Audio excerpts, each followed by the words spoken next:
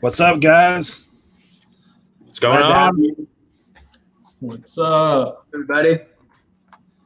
Yeah, we'll say some hellos to people. First off, we got Tank up in the house today. And let's see as we go down. Who's second? Andy. So, Meadow, good to have you with us, bro. Look forward to next week. This is Omar's channel here. If you're seeing Kid Omi. Emily in the house. Good to have you. Philly Picker, man. Thanks for being here. Let's see what else we got. Subscribe to Omar, you guys. Jonathan in here. Flowtown Flips, man. Thank you for coming. There's my buddy Ken at Island Homesteader. Thanks for being here. Nikki T. Good to see you. You guys are awesome. We appreciate you guys. Yeah, it's great to have y'all in. We got some loyal viewers here. Yeah, we got some people flowing in. More people start coming in as we go along. Oh, I follow Emily on Instagram. Yeah. You should check out Emily's TikToks, man. They're funny. I don't really do TikTok that much, man. But yeah, she drops them on her IG. So. Yeah. Harry's in the house. Good to see you, bro. Harry's yeah, Steve-O in the house. Nice. Good to have you guys. Give a couple more minutes, then we'll get in and get it going. Tommy yesterday on his show was saying it takes about 15 minutes to get the hellos in. Yeah, that's it, man. Well, everybody's saying hello in the chat to each other too when you're getting going, so you're like trying not to miss anybody, that kind of stuff. That's how I am when I'm in chat. Harry getting ready to hit the beach with the beach towels that you got last time. Yeah, that's cool. Yeah, I did the giveaway when I hit 500 subs, and Harry hit that. So I sent him a couple OBX towels to get him going. And some taffy. Yeah. Guys, it's getting sunburnt and sugar high. Sorry. Yeah, go ahead. After you subscribe to Omar, if you haven't, subscribe to Sam and Eric. Eric's like a few away from 600, and Sam's like a couple away from 300. Or did you hit it? It's not like I look at it all day, but I'm like one away. Exactly. Yeah. You were 2 away last time I checked. That's it. YouTube knows how to play with the heartstrings, man. Yeah, they give and take away is what they did to me.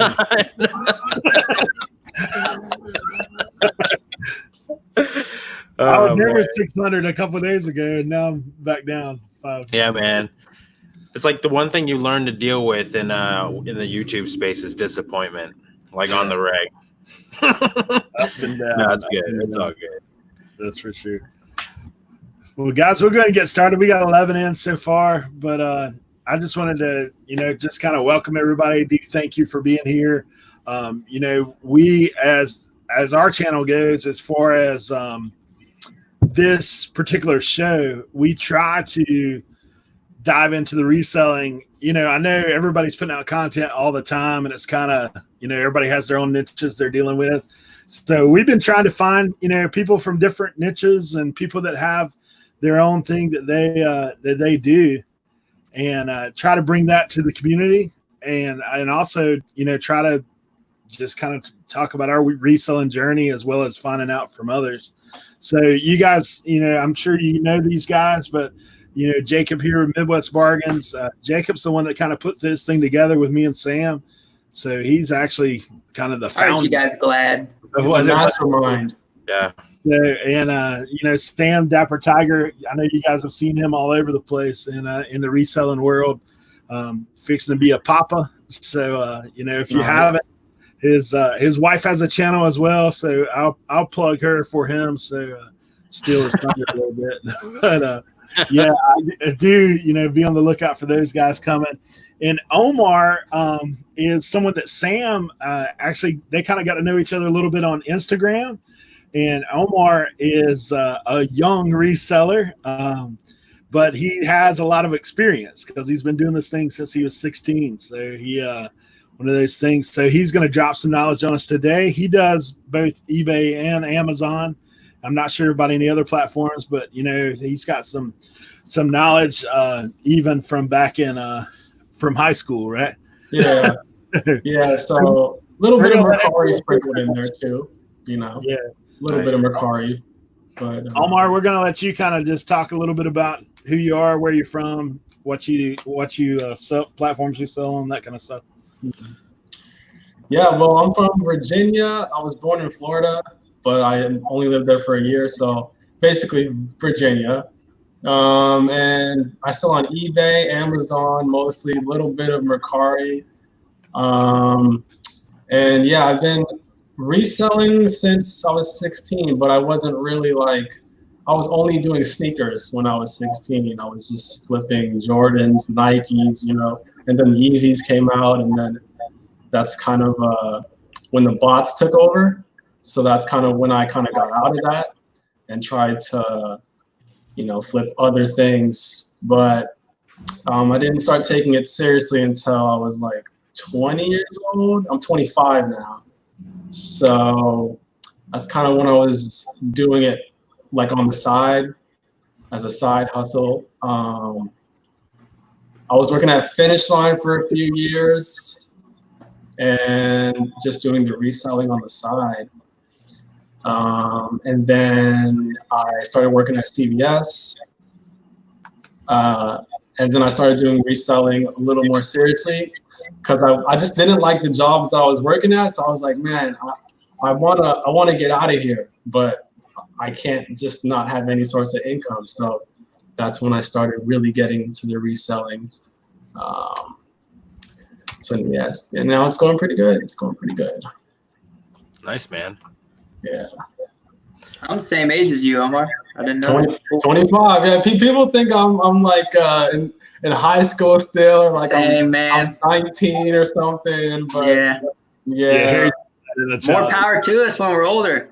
Yeah, when I'm 40, or 50, I'm gonna look like I'm 30. So I mean, hey, I'll take it. Exactly. So my oldest daughter will be 25 this year. Plus, I pulled up to a garage sale and had a lady been like, "Look at this nice young man coming up here. This garage sale." She thinks I'm 15. I'm like, I'm here to make some money. I don't tell her that, but someone in the chat said I probably have a hard time getting into an R-rated movie. I have a hard time buying alcohol if I ever even try to. I give them my ID, and I still have this license that says under 21 license. I just never updated it, and so they stare at it for a really long time. They look at me and look at the ID, and it's like, okay. It takes them a while to believe in me, though. I had a lady call mine fake one time. I was like, man, I've had it 3 years since I've been 21. You can call the cops if you want. So she started calling the cops in front of my face. I was like, don't you think I'd try to get out of here or something? Yeah. It was pretty funny. I haven't had that happen yet. Not yet. I ended up discounting my beer, so that was cool. That's crazy. Oh, my God. So Steve-O had a question for you, Sam, about Mercari. Yeah. What was it? Let me go back. I got it dropped in the bottom in the banner. Yeah. So basically, you can start a goal, and it won't tell you exactly how. Yeah, it'll tell you how much you've listed in your goal, and then how much potential your store is worth based on how much you've listed stuff for on the bottom of goal. So I just set $1,000 goals, and just it kind of lets me keep track of how long it takes me, because it'll tell you start and finish date, but in the bottom it'll tell you how many items you have, actually there's a next screen over, sorry, it'll tell you how many items you've listed and then how much it's worth. So nice. Yeah, I'm a complete noob to Mercari. I've sold, I don't even know, 10 items maybe. So nice. It's very new to me, but I'm starting to get the hang of it. So is that's what you specialize in, right, Sam? You mainly do Mercari? I mean, that's where I sell primarily on. I have the most luck with. I'm like about to crack 4,000. Like, Wow. so I'm like, it's been Damn. nice since I've just like started, and this is new. But I'm definitely also trying to like figure out the RA aspect of it too. And I'll talk to you more about it when like you kind of get into some of your like hauls. Sure, yeah. I used to only be thrift shops, like strictly thrifting, because that's kind of what got me into it. So the person who got me into the thrift shop for the first time was Paul Cantu. You guys know Paul Cantu? Yes. Paul Cantu's videos of him just finding vintage heat, like sick clothing at a thrift shop. That's what got me in. I was first just shopping for myself, just trying to find some nice vintage jackets for myself. And then I kind of one day stumbled upon, like, I forgot whose video it was, but people were like actually selling stuff from the thrift shops on eBay. I was like, that's kind of cool. I wish I remembered who was the first person like that I saw that was flipping on eBay. I mean, that got me into it. But Paul Cantu is why I stepped into the thrift, and then eventually I figured out the whole world of reselling. And someone's actually at my door. Give me 1 second. Yeah. Can I? Yeah, 1 second. As long as they're not about to mow.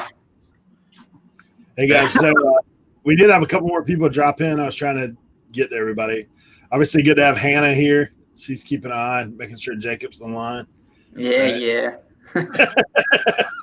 And Chris from Thrift Beast, good to have you, bro. Let's see, there's somebody else I saw.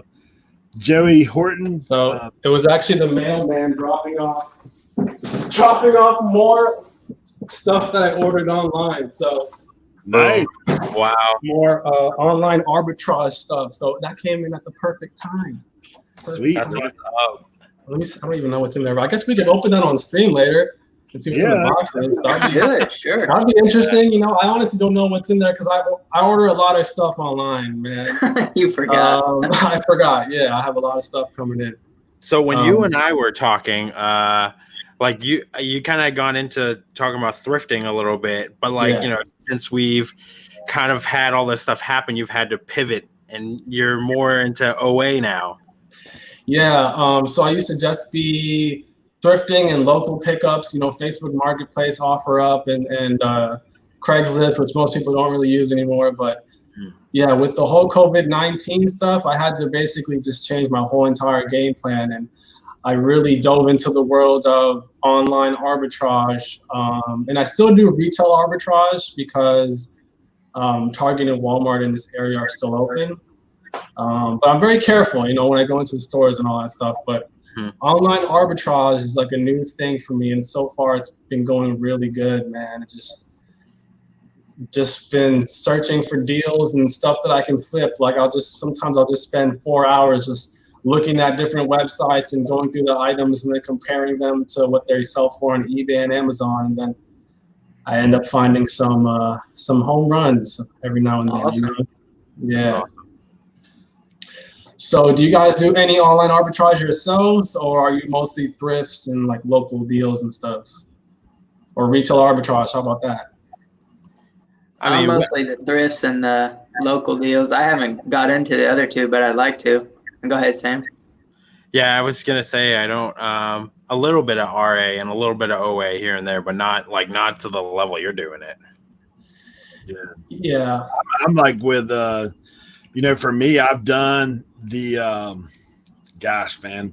I've done a little bit of everything. Online is probably the least thing I've done. The only thing I've really done online was some online auction stuff, like to where estate sales that were online auctions. That's really what I've done. Yeah. A lot of them are doing that.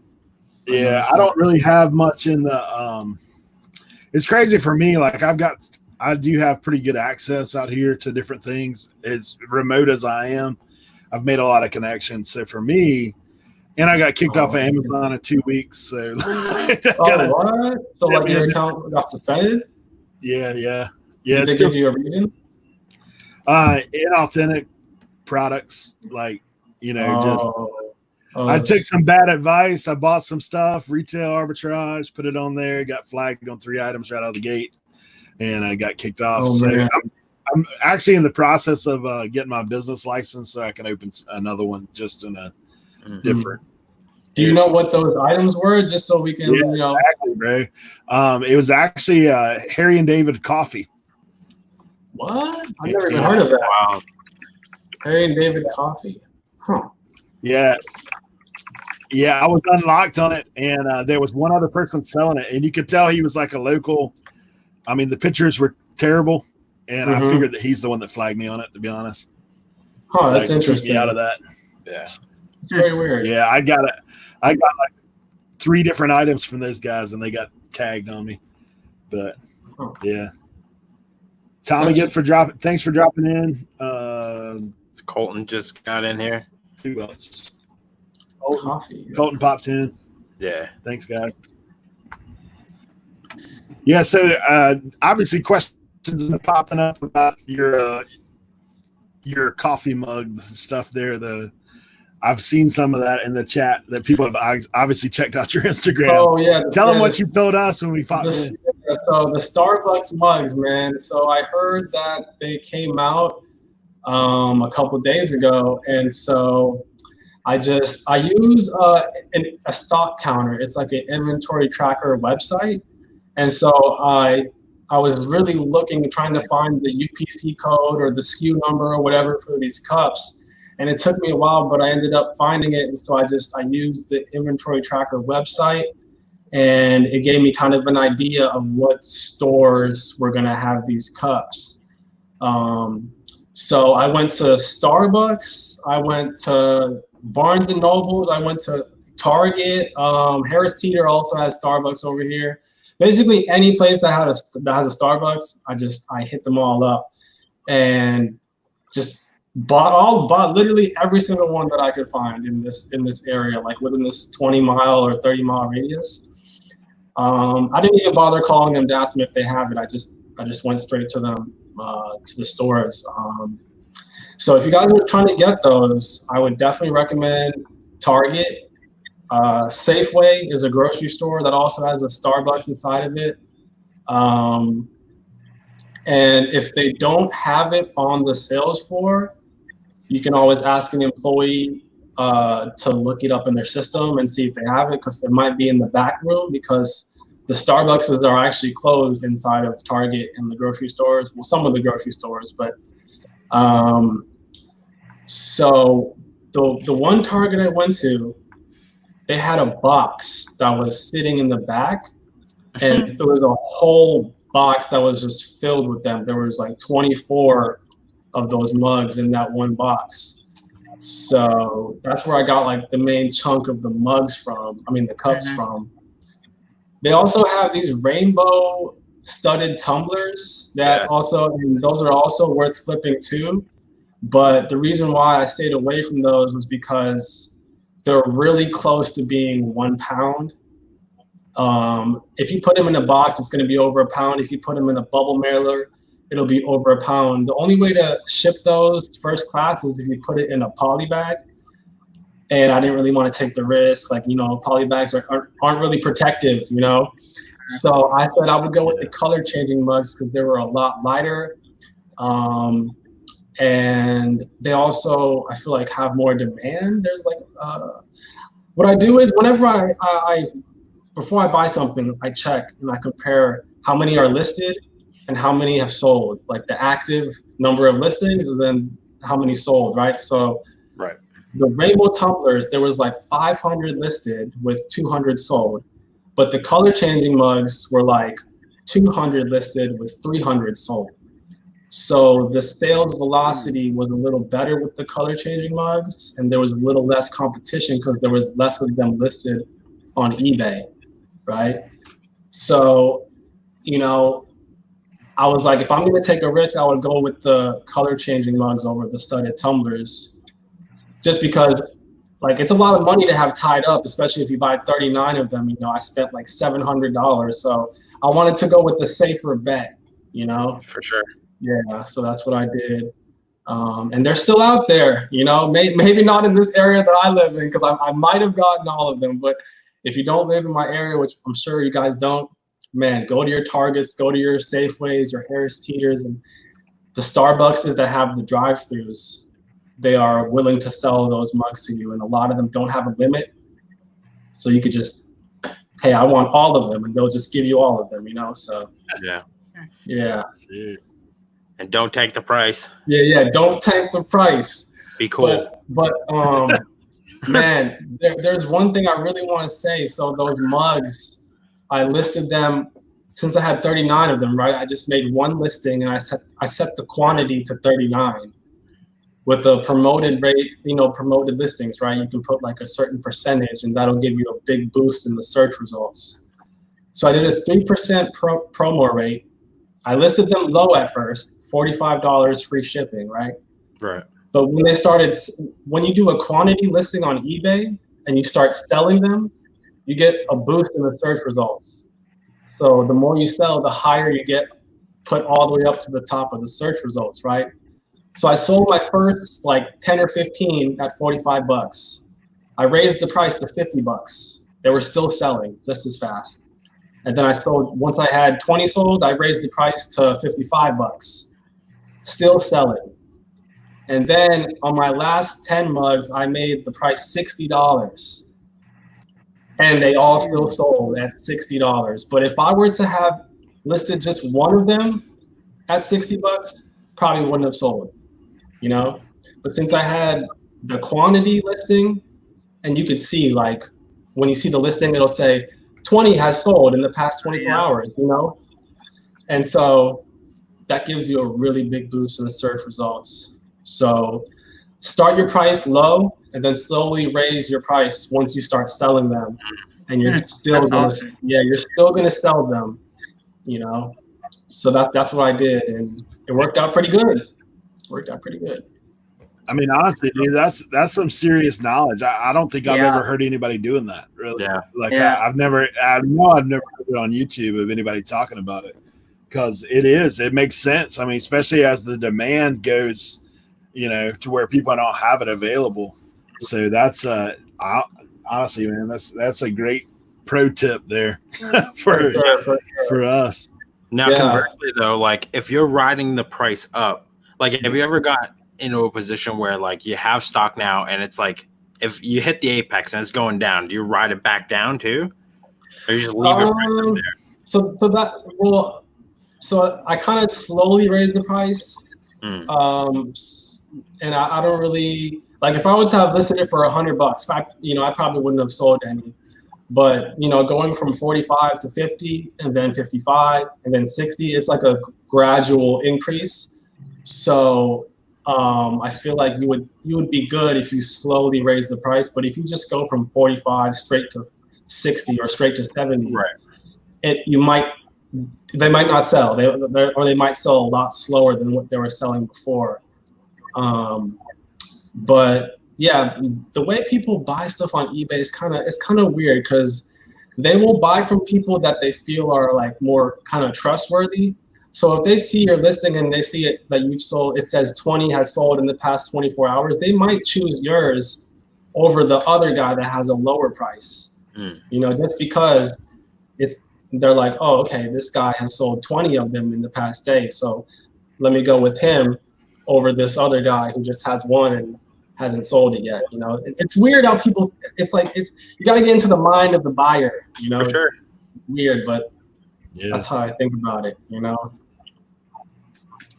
Yeah, Tommy was adding a little extra too. I mean, he was talking about like, even though you had the quantity, put one in, sell it, put another one in, sell it. I know some of it, like I've done things with multi-quantity where I'll only put like 3 or 4 in. So it'll be okay, like one will sell it, it'll be like, okay, it's only got 2 left, and you see that thing in red flashing up there. Kind of freak people out. Dude, that's also another way to like get into the mind of the buyer, because I've actually felt for that too, because when I buy something on eBay and oh crap, there's only 1 left, let me get that real quickly before it sells out, So that's another smart idea, to keep the quantity low, so it kind of gives the buyer a feeling of like panic you know, like, oh, I have to buy this before it sells out, type of thing. So that's also a smart thing to do.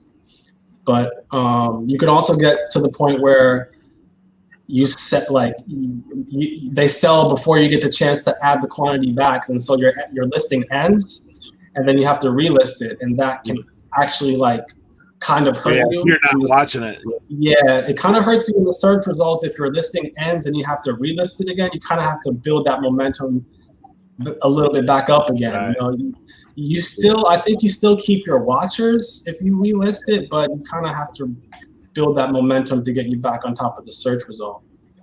But someone says you have people that are multiples. Yeah, go ahead. Someone said with out of stock listing never ends. Oh, I didn't know that. So if that's the case, Tommy Bernard, he's a great resource, man. You should check out his nightly shows on Thursday and Sunday. For sure. Let me sub to him right now. For sure.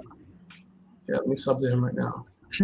There's a character on there. His name is Krillin, and he does some wonderful late night packing shipping tips. I think it's going to push your selling to the next level. Yeah. Chinese bags. Yeah. No, that's great. Taffy, glad you came in. Jimmy from Uncle B, good to have you here, bro. Another thing I noticed that people were doing with these Starbucks things was they were pairing them up together. So like making a listing with the rainbow tumbler and the color changing cups together, and you can actually command a higher price because, you know, instead of the buyer having to buy from two separate people, they can just get both the items they want from one person. So they might be willing to pay a little bit more to get two items from one person, you know? Taffy, glad you're staying up with us. 1:30 in the UK, man. What's up with Night that? owl. Just wanted to show you guys this in case you thought I was joking. Have a nice day.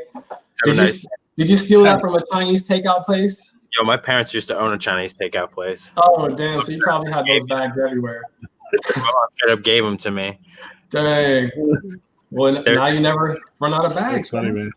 There's a guy that like on the show he will pack 3-piece suits in thank you bags.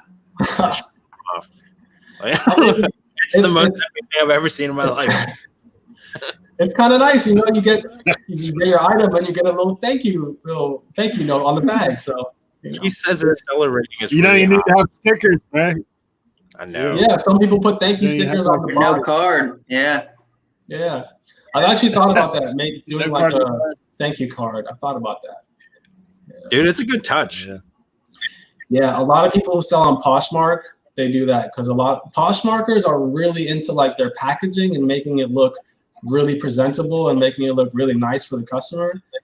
And I kind of want to incorporate some of that into my eBay business. Just I feel like it would give me more feedback on eBay, you know. Yeah, that's a good point. Yeah, for me, the best feedback I always get is just shipping. Like you get shipping all the time if you kick it out. Mm-hmm. That's I had somebody the other day that wrote me a long letter, man. Like they were talking about how much they enjoyed. Like they had bought a little fire engine. They were telling me about their collection of fire engines and all that kind of stuff. I said, "That's cool, man. Like, thank you for ordering. Nice. I'll let you know if I get any more fire engines." But it's one of those things. Man, I had someone leave me feedback the other day, and they just wrote K. Literally just the letter K. Yeah. And I was like, okay, I'll take it. You know, I'll take it. Positive feedback. See, to me, I wouldn't have liked that one. Yeah, I'm like, are they pissed off at me? Are they mad at me? No, not really. But, no, just K. I mean, that works too, you know. It's feedback. Positive Joey feedback. asked you, which eBay store subscription do you have there, Omar? Okay, so I have a basic store right now, which has been going good. I mean, honestly, I feel like that's all you really need. You could start with the starter store, and then maybe get the basic once you start, you know, selling more stuff. But yeah, Yeah, I feel like basic is good enough. Some people have premium, but I haven't really looked too much into the benefits of having premium, so I can't really talk too much about that. But yeah, I just have the basic store right now.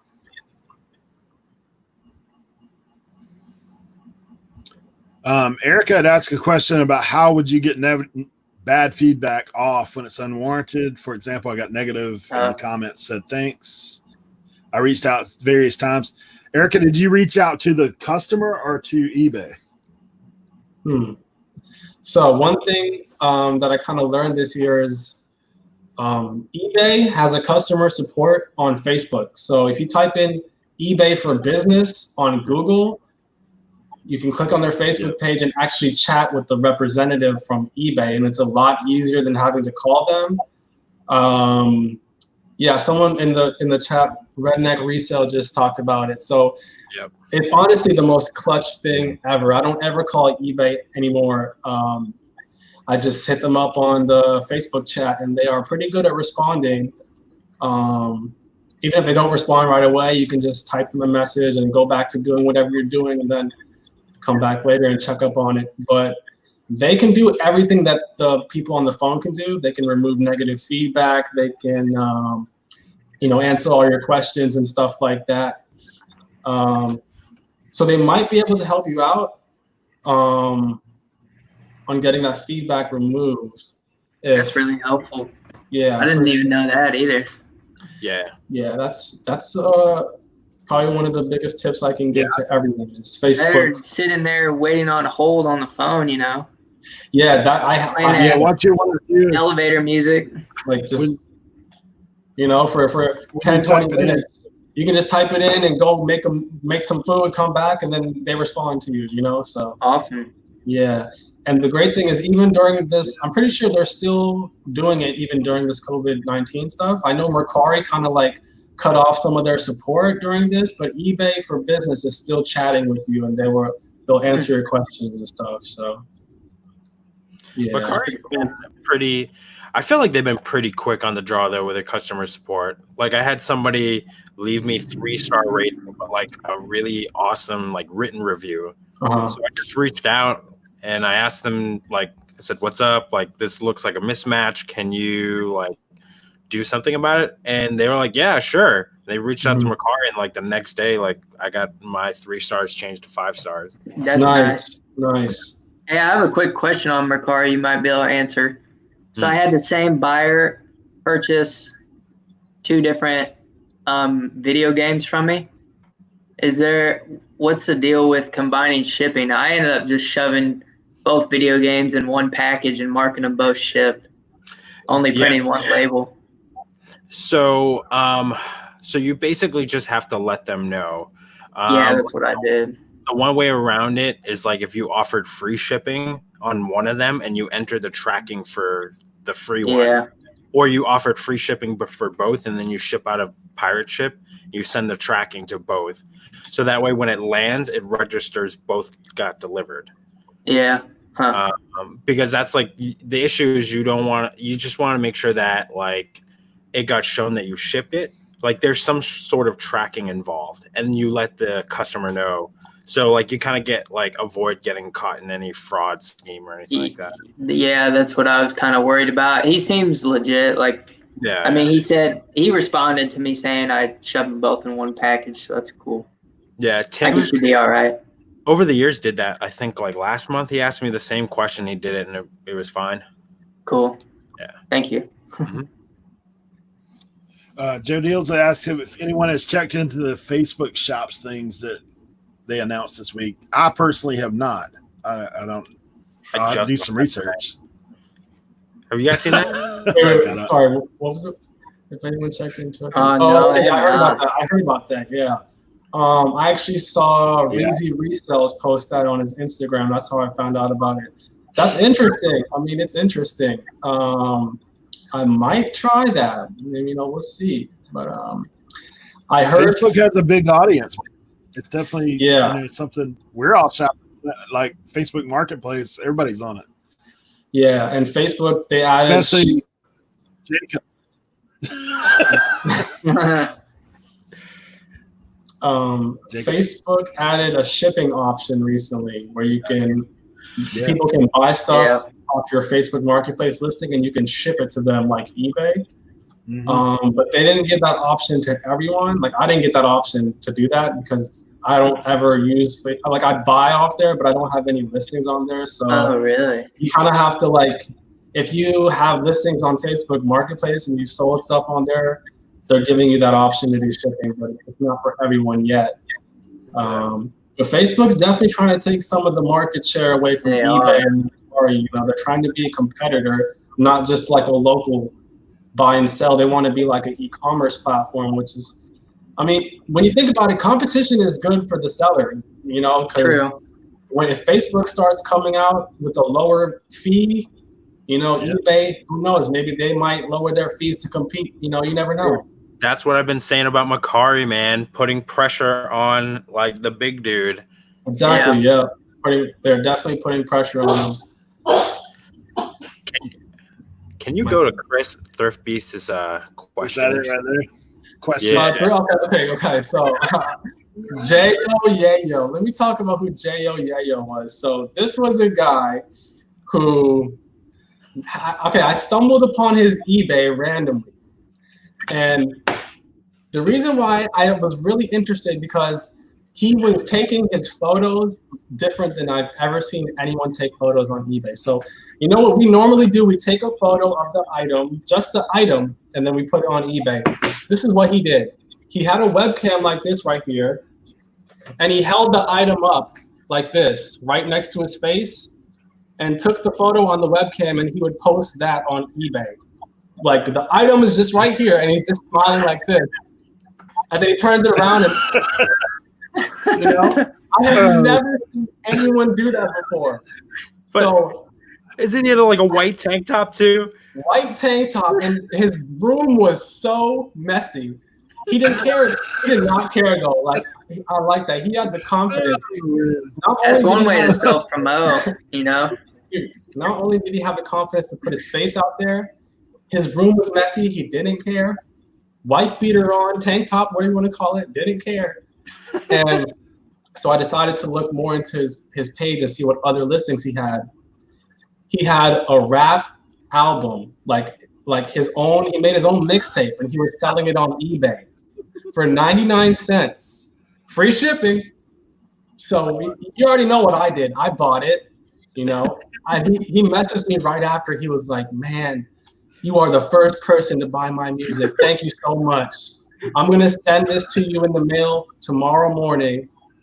And I got it, but I just haven't listened to it yet because I've just been so busy. But listen, tomorrow on my Instagram, we are going to listen to the J.O. Yayo mixtape. I have it around here somewhere. I kind of want to go pull it out, but I don't know where I put it. It's around here somewhere. Dude, and he showed the disc the same way too, right? Like no, actually, he just put his album cover as the listing. And he actually was gonna do just like a digital thing, so he was gonna email me the mixtape. Yeah. But then he was like, you know what? Since you're the first person to buy it, I'm gonna give you a physical copy and send it to you in the mail. So I got dude. I wanted him to autograph it, but like he did. He already shipped it out, so you know. But it would have been cool. But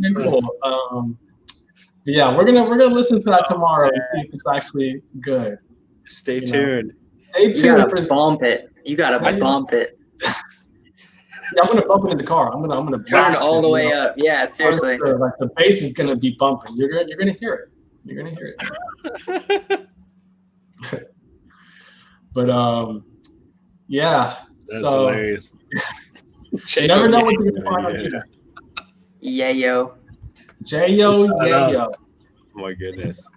He apparently his life story was he went to prison for I don't know what reason. He came out of prison and now he's trying to be a reseller. So I like that. You know, he's trying to change his life and make music.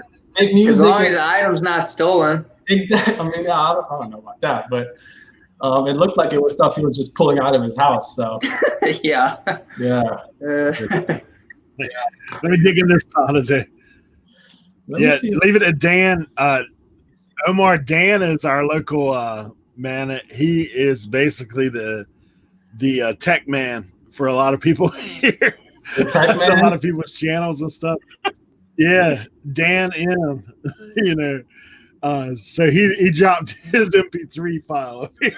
Oh, really? Hip hop trap. Huh. I wonder how much he sold. Let me show you guys. I'm going to pull up J-Yo Yayo right now, and I'm going to give you guys a couple examples of what he's got going on right here. Can you see that? Yes, yeah. That's what he's got going on. Hold on a second. He's got a shirtless one. Okay, look at this confidence. Not only is he showing his face, but he's shirtless, man. Nice. I wouldn't be able to do that. I don't have that much confidence. But just look at how happy he looks, man. Look at that smile. Like, please buy this for me. What a G. I love it. You know what? I might actually try that method. I might make a couple listings with me just holding it up.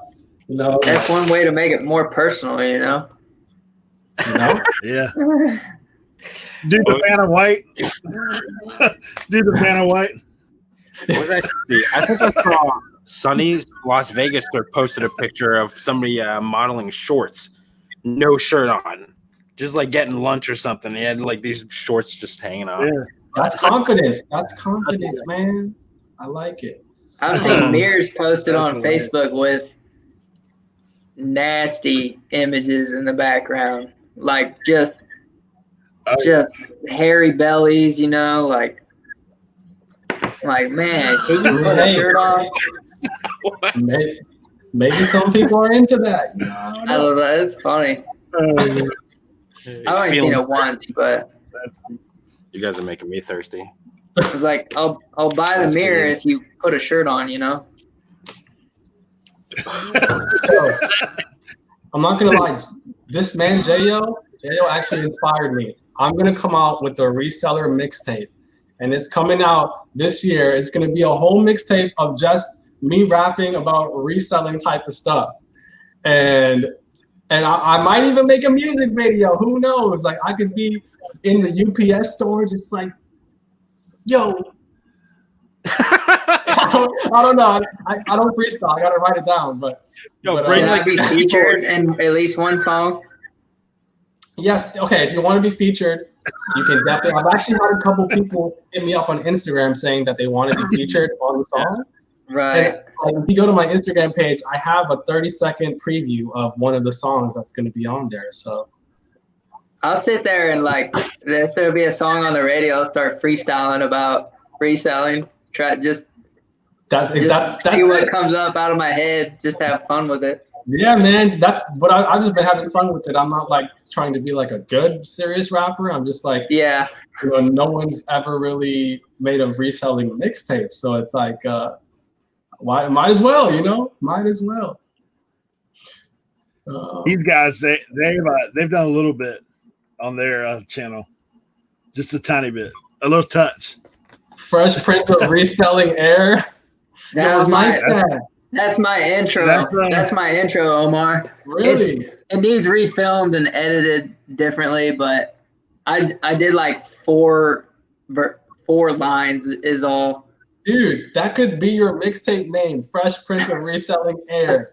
Oh, man. Yeah, she kind of dubbed me that. That's my girlfriend. That's perfect. I like that. I like that a lot. Maybe I'll have to roll with it. For sure. For sure, man. D-Man, glad you dropped in. Rev, good to have you in the house, bro. Yeah, it's good to have you.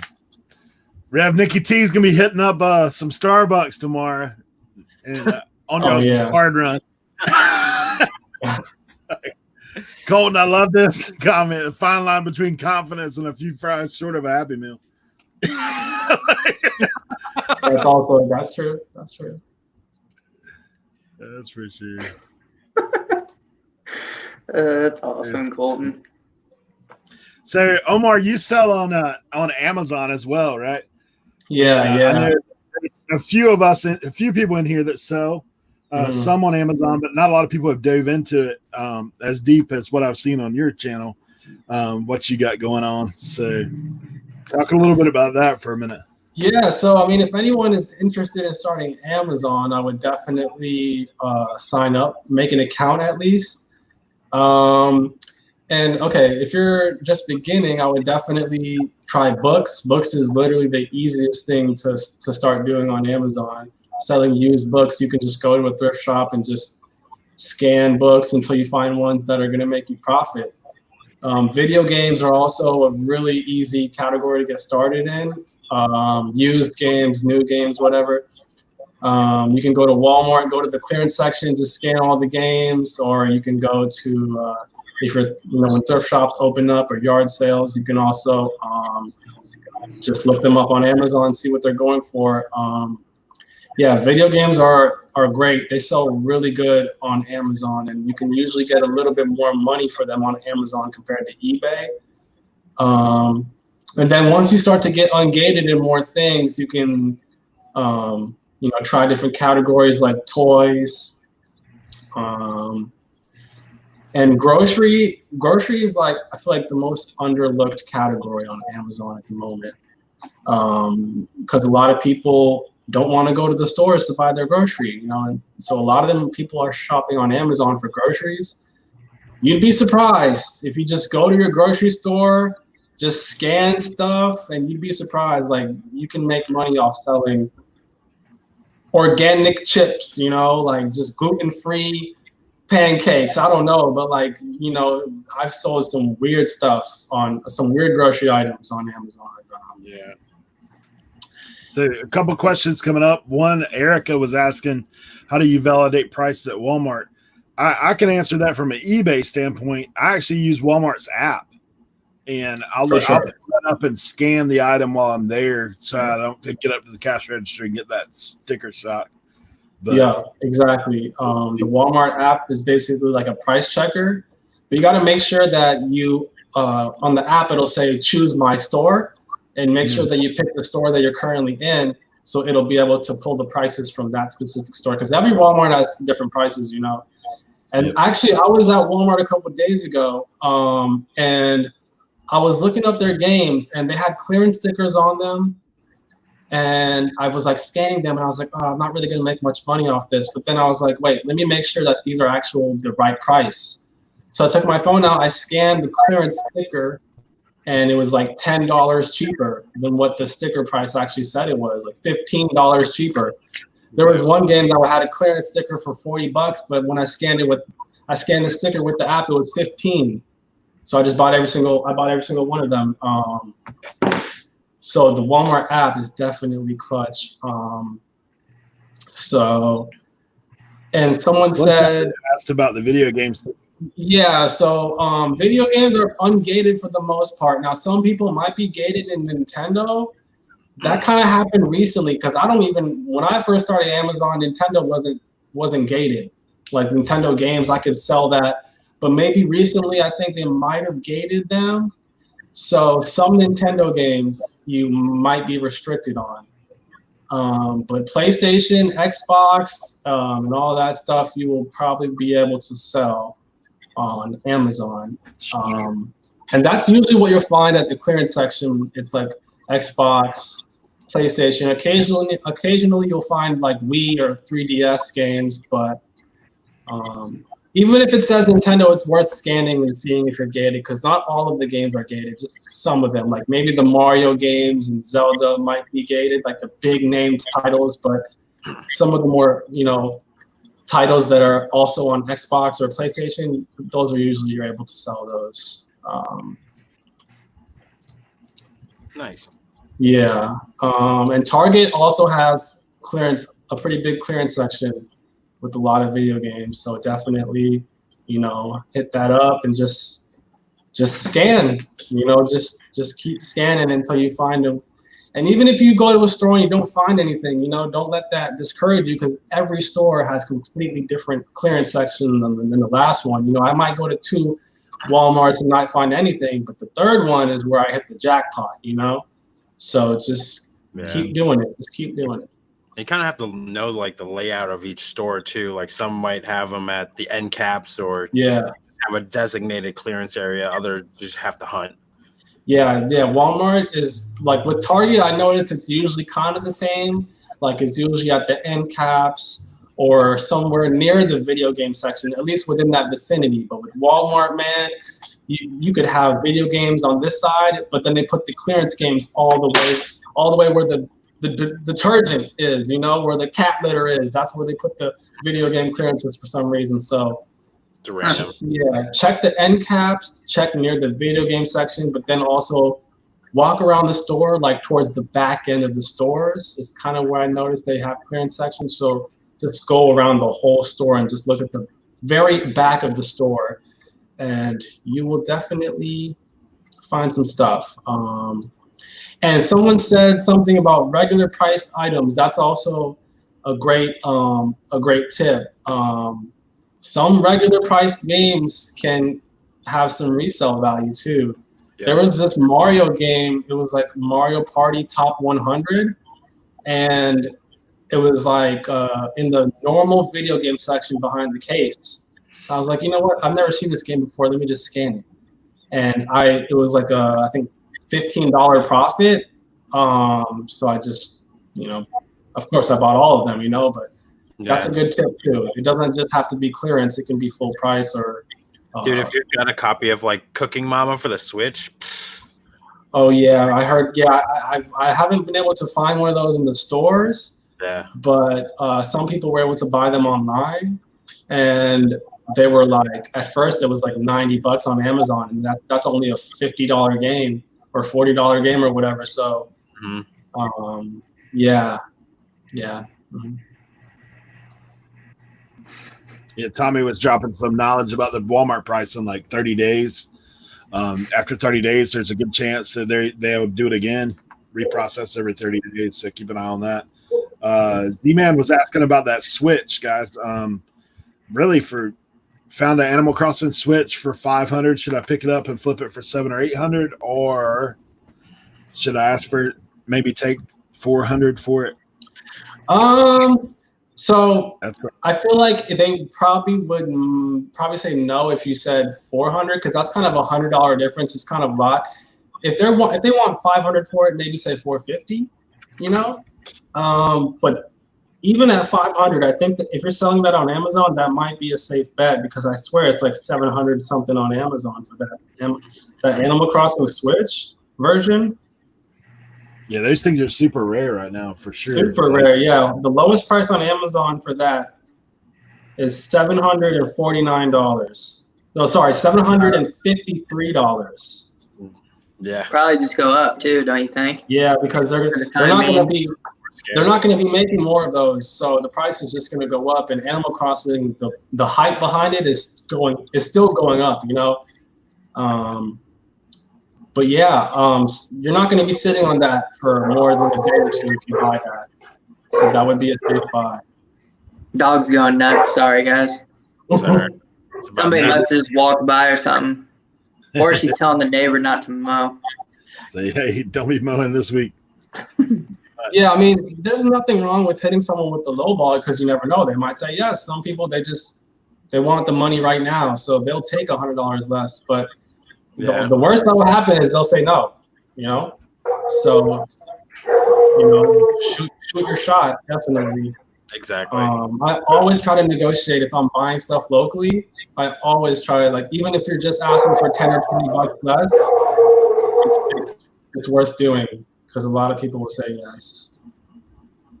Yeah, Tommy had said too, like the smaller area Walmarts usually have better markdowns. Mm-hmm. That's true. Like where I live, on the Outer Banks, we only have one Walmart, and Ken had dropped in here earlier at Island Homesteader. We were actually there today together because we were on that Rev resale hunt that he's got everybody on. But we were doing that, and man, our Walmart hardly ever has much on clearance, because we're like in a beach area, touristy area. So when people come here and they go to Walmart, it's only one spot. So like they blow out stuff all the time, and like their clearance sections are super tiny, and you just don't find a whole lot there. But I've been inland like to other places, and man, you do always find like some crazy stuff in there. Yeah, I think my best finds have been from the small Walmarts, the ones that people don't really go to. If you go to Walmart and you see that they have dust, like the items have some dust on them, that's the sweet ones. The dusty, old, dirty, like small Walmarts, those are the best ones, I think. I find gems there. Yeah, for sure.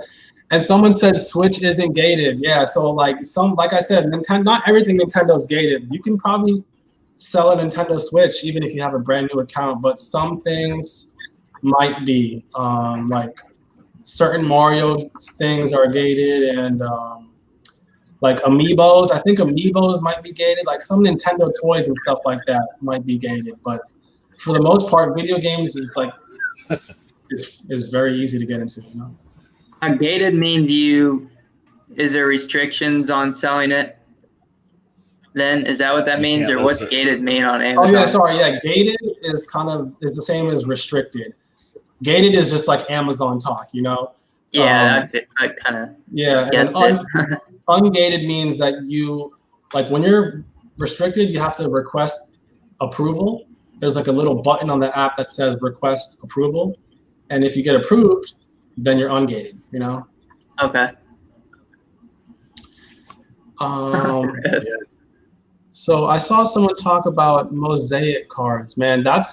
So sports cards, man, are hot right now. That's rough. Are hot, especially with Gary Vee like really pushing that on YouTube and Instagram.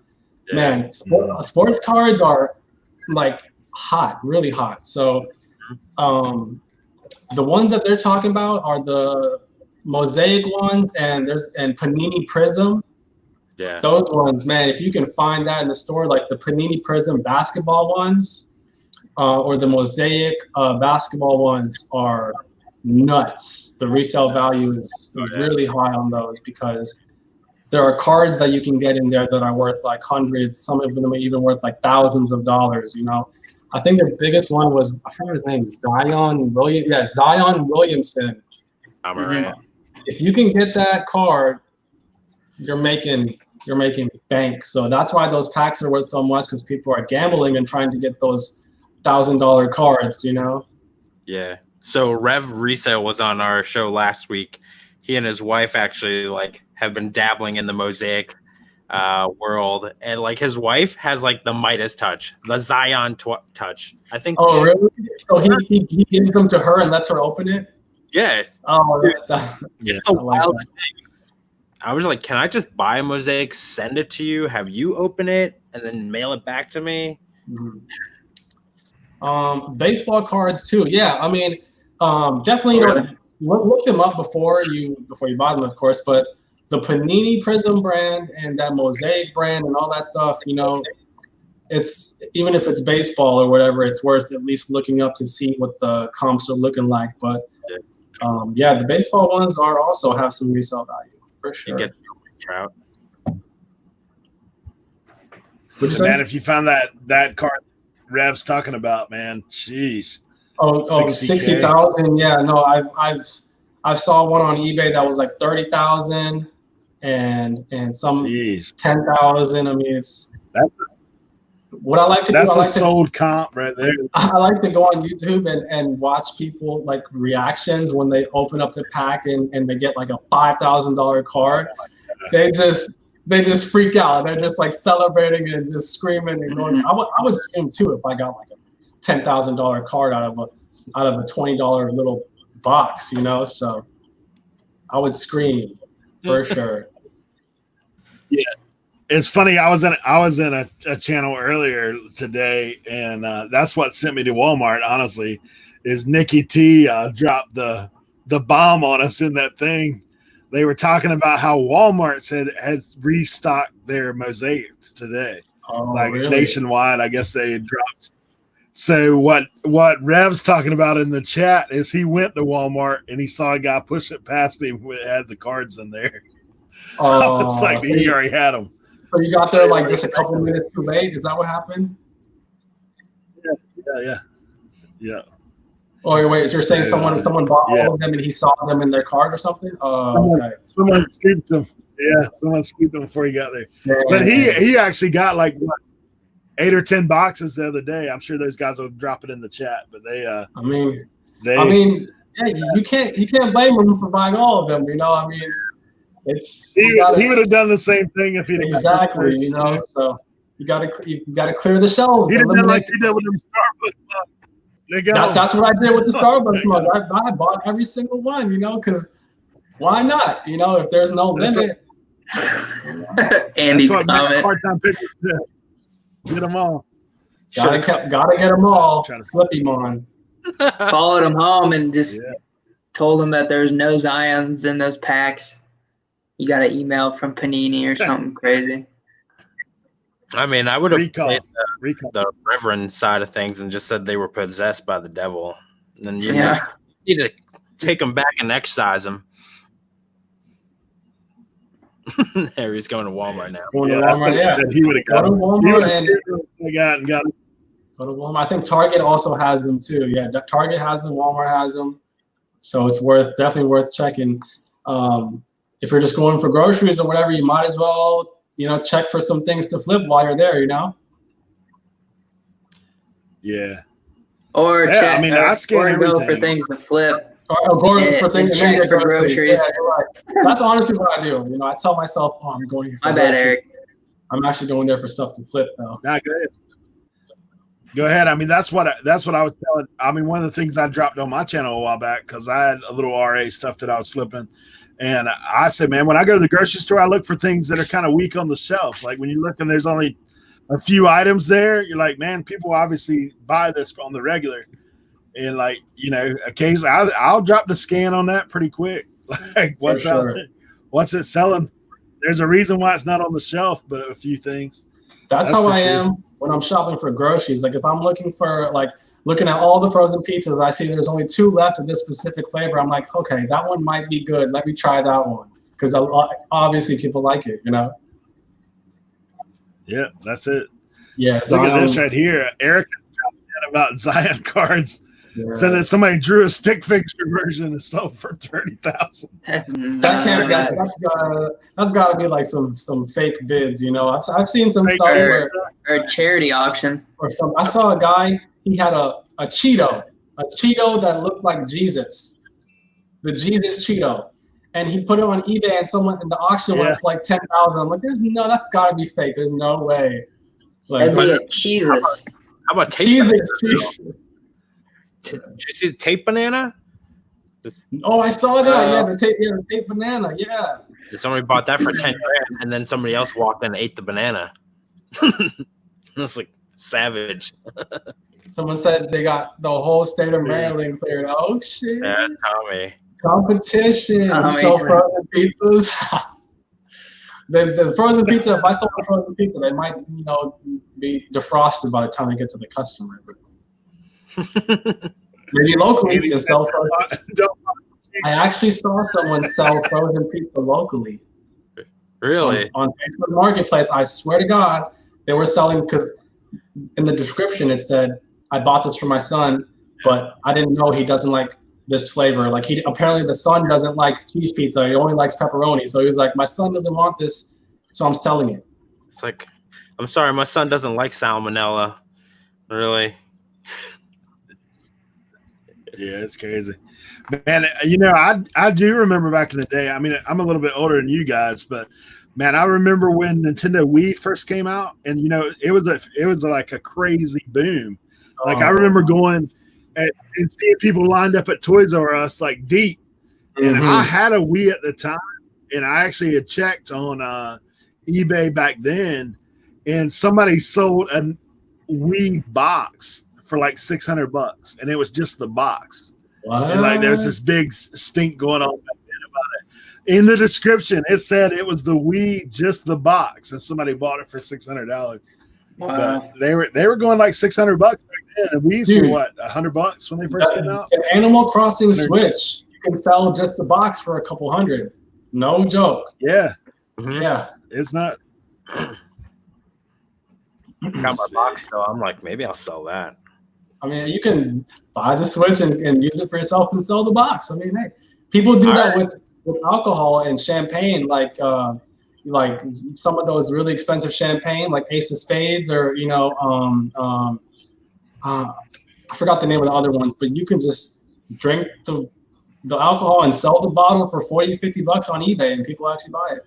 That's wild. Yeah. Richard, I remember that as well too, bro. The first generation Atari. I remember when that one came out. I had the first generation Atari. What is this?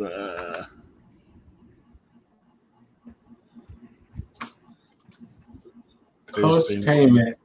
So if you when you look at the completed listings, those are things that people have actually bought. So is that like what you're asking? Like if that's an item that someone has actually paid for, or if they just bought but never paid? Yeah, because he's talking about like the scams, like there's tons of people that like if they bid on an auction, they win the bid, but then they never pay. Maybe that's. Oh yeah, you're right. Yeah. How it shows up as a sold, but it's not really sold. Yeah. Sometimes that happens, but like usually it'll say the seller has relisted the item, and then I just click on that to see, what it sold for the second time he relisted it. Tim, good to have you in. And Nick picked Thrift. Glad you guys stopped in. Dan had a thing. Where is he at? He had mentioned something about buying the original Wii's. Sold the second one to get yours for free. That's smart, bro. That's smart. That's what people were doing with Nintendo Switches. Like, when the COVID-19 stuff, came out, then the Switches were like stupid high prices. Like just the normal ones were like $500 or $550. So people were buying two, selling one of them, and then now you just got a free Switch, basically. So that's one way to do it for sure. That's a good tip, Tommy. Using BrickSeek and just scour the popular searches. Yeah, BrickSeek is a good website for sure. What's on your mind, Jacob? I was reading the comments. BrickSeek can be hit or miss though. Like it's kind of inaccurate sometimes, and then other times it's like spot on. But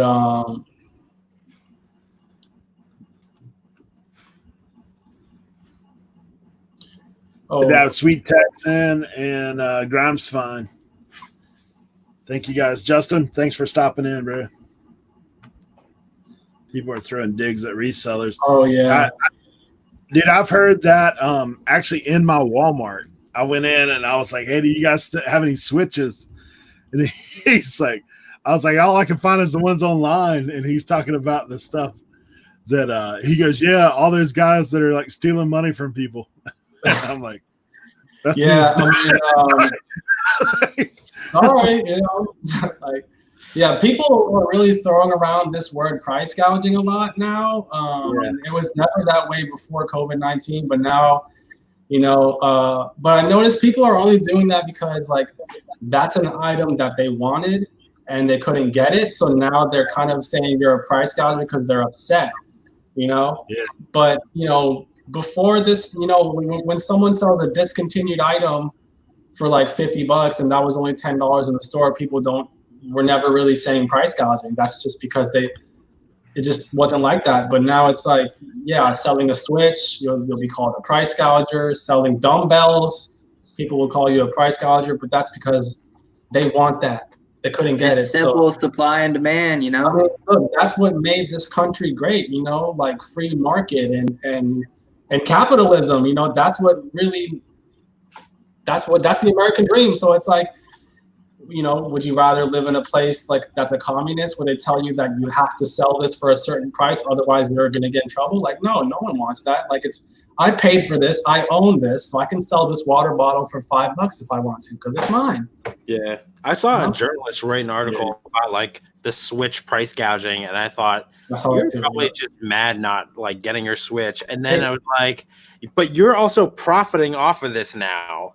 Like this story, you can pay for this story now. So it's like, I don't know, the pot calling the kettle black, I guess. Exactly. I mean, when you think about it, if if we're price gougers for selling stuff more than what we bought it for, then every business is a price gouger. Like Walmart, Target, they get that stuff for cheaper and they sell it for higher. So if we're price gougers, then every business in the world is a price gouger because you have to buy low and sell high. That's the basic of business. Yeah. So knowledge bomb. Exactly. This whole life has been. I mean, you think about anybody that's buying brand name clothing. I mean, you think that a shirt is going to cost so much more, whether it's got, say, Polo on it or whether it's got Walmart brand on it? Like, I mean, they're making that shirt for pennies on the dollar. Yeah. And I was like, you got guys selling theirs. And people don't think anything about it because it's a brand that they want. Yeah. And that's essentially what we're doing is just flipping stuff that, it's in demand that people want. Like people who sell Yeezys for $200 more than what they paid for it, or Jordans, exclusive stuff, Supreme, people have never called them price gougers, but it's Nintendo Switches, it's mostly, you wanted that for yourself or your kid or whatever. And I get it, but you got to think about it like this, like people think that it's the resellers that we're the reason why you can't find them in the stores. But the people who are buying stuff just to resell is like a very small percentage of the overall people who are buying them. Like most people are buying Switches because they want the Switch, because they want to play it, because they're at home and people are bored. So it's like the resellers make up for like a small percentage of the overall demand for these items, so. I bought a Switch at like 130 over retail a few weeks ago. And I can't even be mad about it. I was just like, my girlfriend wants it. I'm gonna get it because I want to get it for her. I've paid resale value for things before because I wanted it and part of it. The demand was so high, I couldn't find it. So it's like, man, like if you want it that much, you'll pay resale for it. And if you don't want to pay resale for it, then maybe you don't want it as much as you really thought you did. Yeah. Yeah, I mean, I think as long as people are willing to pay the price, I mean, as long as you're, as long as you aren't, like for me, like when COVID first hit, the whole thing with selling hand sanitizer and face masks, I can see that. If they're saying that you need this stuff, it's essential for you to have, like gasoline, I mean, they move that price all around however they want to. Exactly. But I mean, things like that. I mean, if you're talking about a Nintendo Switch, dude, you can survive without having a Switch. You can survive without having 99.9% we all sell. And like things, it's crazy. Like if you look up price gouging, this is the question. What is your perspective on people getting upset about you reselling or people reselling in general? Man, I just tell them to unfollow me. To be honest with you, like I've had people message me on Instagram, like upset because of the Nintendo stuff or whatever else, whatever else I was flipping. And I'm just like, hey man, there's the unfollow button right there. You can hit it, because I'm going to keep doing what I'm doing. If you don't like it, you don't have to watch it. You don't have to, So that's it. If you're upset, then you're upset. And what am I going to do about it, We had her story about somebody who, like, basically they put out garbage and a reseller picked it up and flipped it on Facebook Marketplace, and I guess they saw, and so they got very upset about it. And I was like, "Why are you mad? You fed a family tonight." I don't know. People never think about it like that. Like you don't know this guy's story. Yeah, I actually met someone who was, when I was out there, I was like waiting in line to get the Switch. Like I talked to a guy in line and he was like, "Yeah, man, I lost my job. So this is like my only source of income right now." So you never really know what someone's story is, like why they're doing what they're doing. They might be needing to feed their family, they might have lost their job. So don't judge a book by its cover. You never know what that person is going through, Jacob, what do you got, bro, on that question? Just basically don't talk to me. It's a dumb perspective. Yeah, for me, I mean, the same thing. Some people do look. It's crazy to me that honestly, I have more people that are excited about what I'm doing, far outweighing the people that are negative about it that I run into personally. Like, you know, some people are scared to say anything to anybody about what they're doing. Like they're in the thrift store, like they're undercover agents or something, or they're in they're going to garage sales and they're like trying to hide what they're doing. But man, I just tell it, like, if people ask me what I'm doing or like, hey, how come you're picking up 50 things of this? Well, dude, I'm flipping it, man. I mean, like I sell it. Like I pass people that I That's want. exactly what happened to me when I bought all those Starbucks mugs. That, you know, the one Target that I bought the whole like case full of it. I signed up for the Target card because I wanted to get the 5% off of the whole, because I was buying a lot. So I was like, let me sign up for this Target card so I could use the 5% to save 5% off the stuff I'm buying right now. And so while she was signing me up, she was like, so why are you buying all these mugs? She was like, do you have like a big family or something? And drink a lot of coffee. Yeah, you drink a lot of coffee. And like when you're buying 24 of the same item, like saying you have a big family is not gonna work, you know, especially if it's not a consumable item. So man, I just tell people I'm selling it on Amazon, I'm selling it on eBay. And she didn't have nothing bad to say. Most people, they're curious. So she was like, after I told her I was selling it on eBay or on Amazon, she was like, oh, really? That's cool. Like, how much do you think you're gonna make off them? And oh yeah, I saw people selling them on eBay too, and stuff like that. So she was actually most people have a positive response when you tell them that. There might be a few people who might have a negative response, but you know, it's better to be honest. And you can actually make connections by being honest. Like if you buy a lot of stuff from someone, like let's say someone has a yard sale and they're selling a whole bunch of video games, and you go there and you buy literally every single video game they have, and they ask you, what are you gonna do with all this stuff? And if you tell them like, I sell on eBay, this is what I do, this is my hustle, they might be like, oh, you know what, actually, let me help you out. I got more games in the back. Or you know what, come back next week. Or here, take my number. Let's exchange information. So now all of a sudden you got a connection. You got a contact, someone you can go to in the future. And I've actually met some connections of people that way. I have an electronic guy, like literally this guy only sells electronics. Apparently like he has like this recycling company where he recycles electronics from businesses.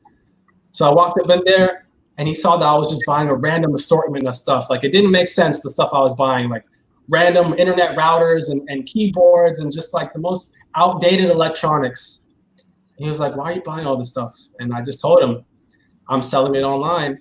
And he's like, man, take my number and buy more stuff for me because I'm trying to get rid of it, you know? So there you go. Yeah.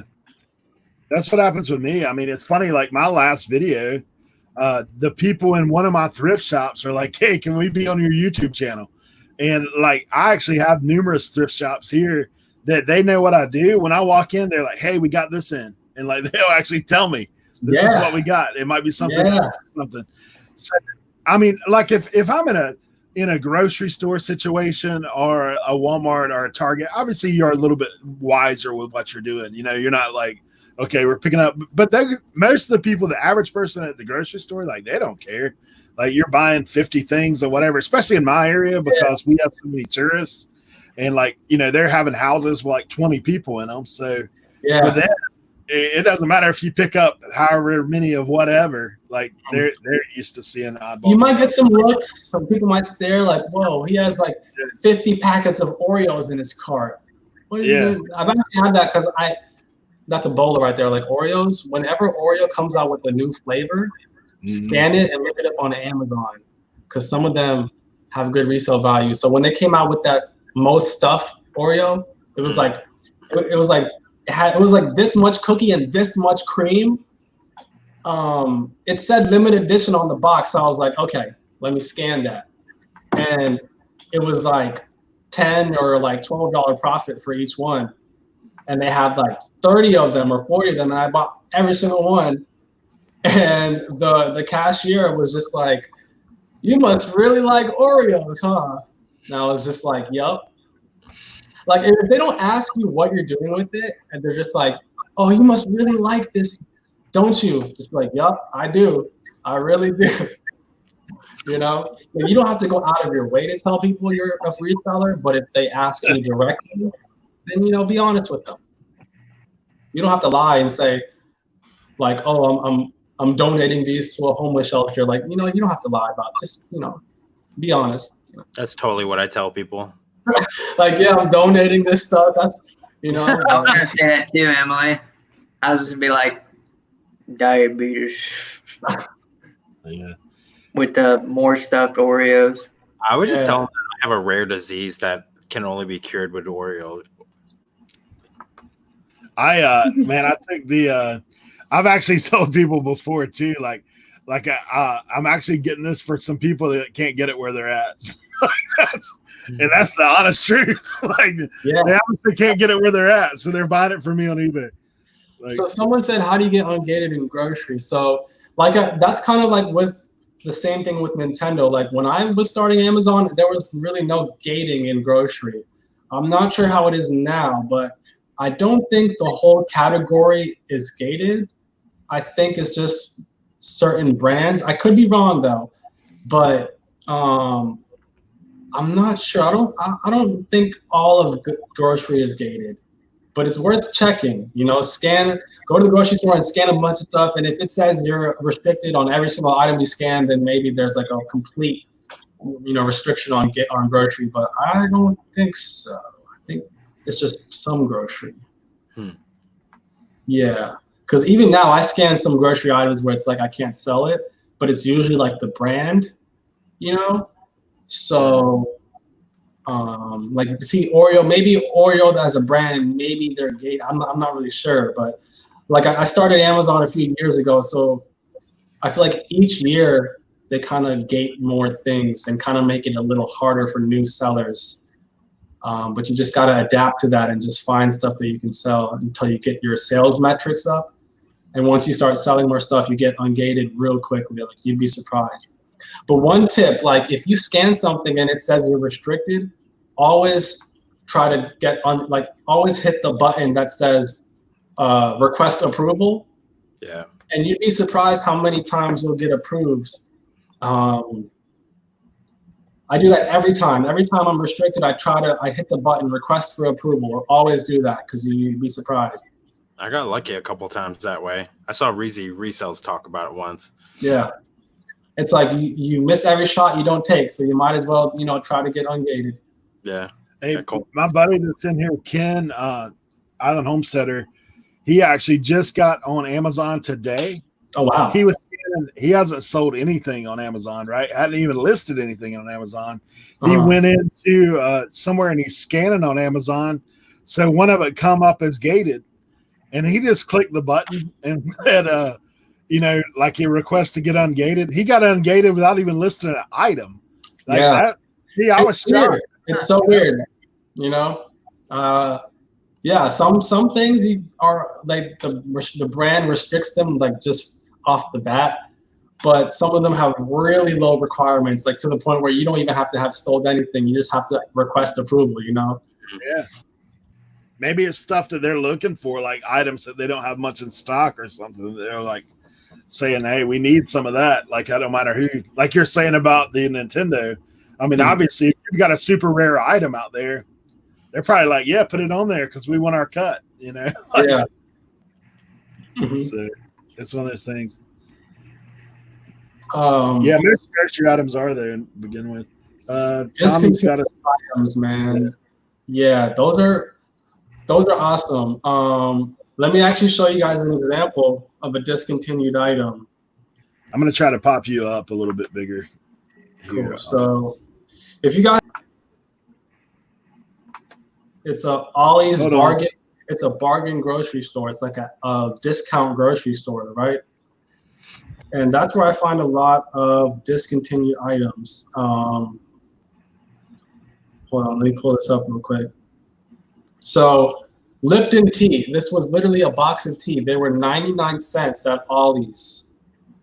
and a 3-pack of them. I don't know if you can see it, but a 3-pack of them sold for $90. Oh wow. Oh my On god. eBay. You can't really see it because it's kind of blurry, but there were 99 cents each, and 3 of them sold like as a 3-pack sold for $90, free shipping, and someone bought that. And it wasn't even expired. It expired in this year of November. It was just discontinued. And what a lot of people like, when you start using something for a long time, you get really accustomed to it. You know, especially if it's like a certain flavor. Mm-hmm. And when they stop making it, man, you still want that flavor. So you'll go to eBay or you'll go to Amazon and you'll pay like 5 times more than what it costs in the store because you want that, you know?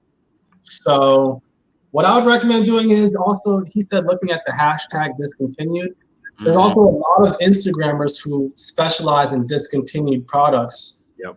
And you'll find them through that hashtag, and definitely worth following those people because they post a lot of bolos, like, you know, things to look out for. I've learned a lot about like discontinued off just following people who sell discontinued. So that's awesome. So a couple folks have asked about cooking groups. Discord. Cooking groups. So I actually have my own cooking group, and I started it like a month ago. And so far I have like, I think 12 or 13 people in there. So I have one friend, he's like the admin, and then me.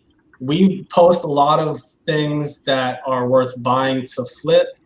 Like when we find a hot item or if we find something restocked online. Like the other day, I noticed that they were restocking Nintendo Switches on BestBuy.com. Like this whole day, they were restocking them on and off.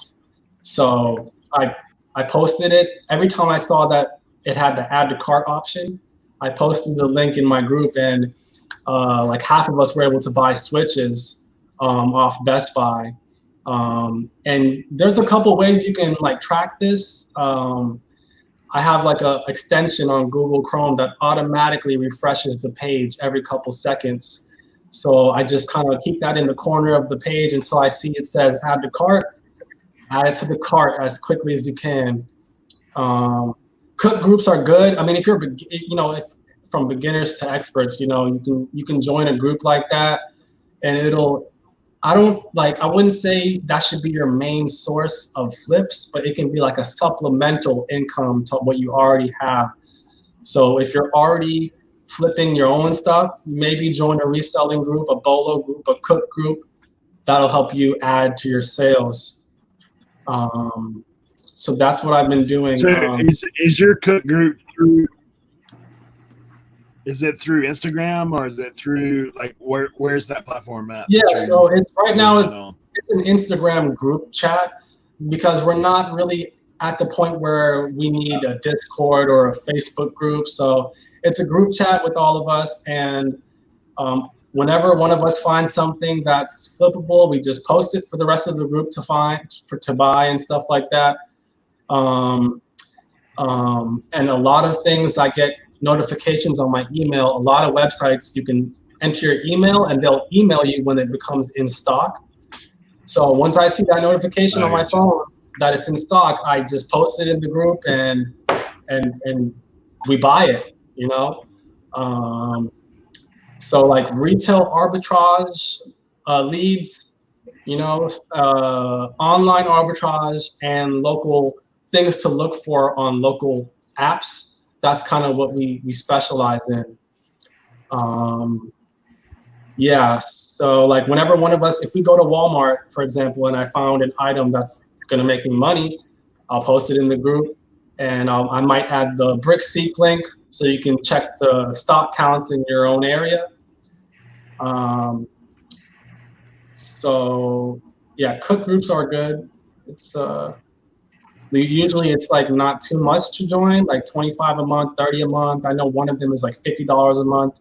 But when you think about it, you can make that back off of just one flip, you know? Yeah. Like most of us, we spend that. Do you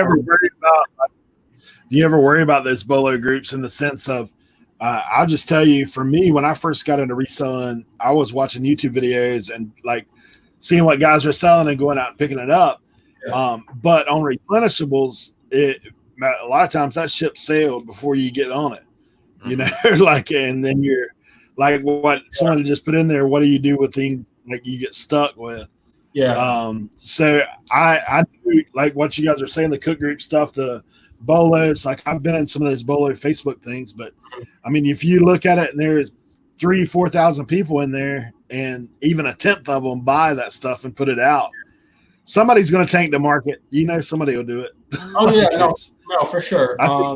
You're talking about with the extension, someone had asked about that. If you're willing to give out that, Sweet Texas Fine had asked about what's the extension that you're using.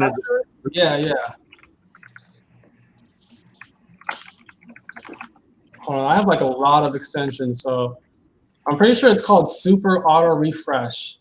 Yeah, if you go on Google, type in Super Auto Refresh Plus. It's a free extension. You can set how, like the timer, like every 2 seconds, every 10 seconds or something like that. And it'll refresh the page automatically. And then you can kind of catch it when it restocks.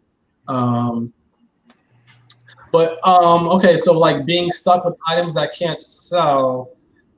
That used to happen when I would look for bolos on people who made YouTube videos about them, because normally they make the video after they've already sold their item.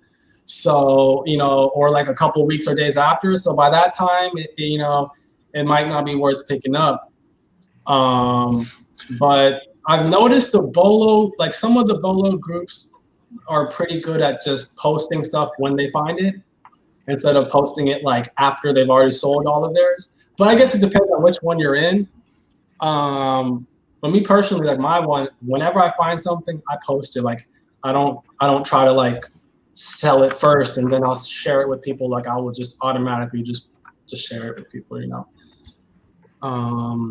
Yeah, I think if you you know, for me, there's some things obviously you keep a little closer to the vest. Yeah. You know, like we had talked, like I'd watch Lindy Glenn, and she was talking about how she tanked her own business and how you not only hurt yourself, you hurt the people that are going to buy it behind you. You hurt the people that were selling it ahead of you. And, you know, honestly, as resellers, like there's some people that are out for just me, and then there's other people that are out for the community, but you're hurting both, like by doing some stuff. It is. I mean, there's some people who wouldn't pay for subscriptions to anything just because, you know, how much are people actually in it to help you, or are they in it to make money from doing that, or what it is? But, you know, I understand. So like replenishables are probably the only thing I'm not going to share with people. Like if it's an item that it's guaranteed that I can go to the store and buy it whenever I run out of it, I'm not going to share that with anyone, you know.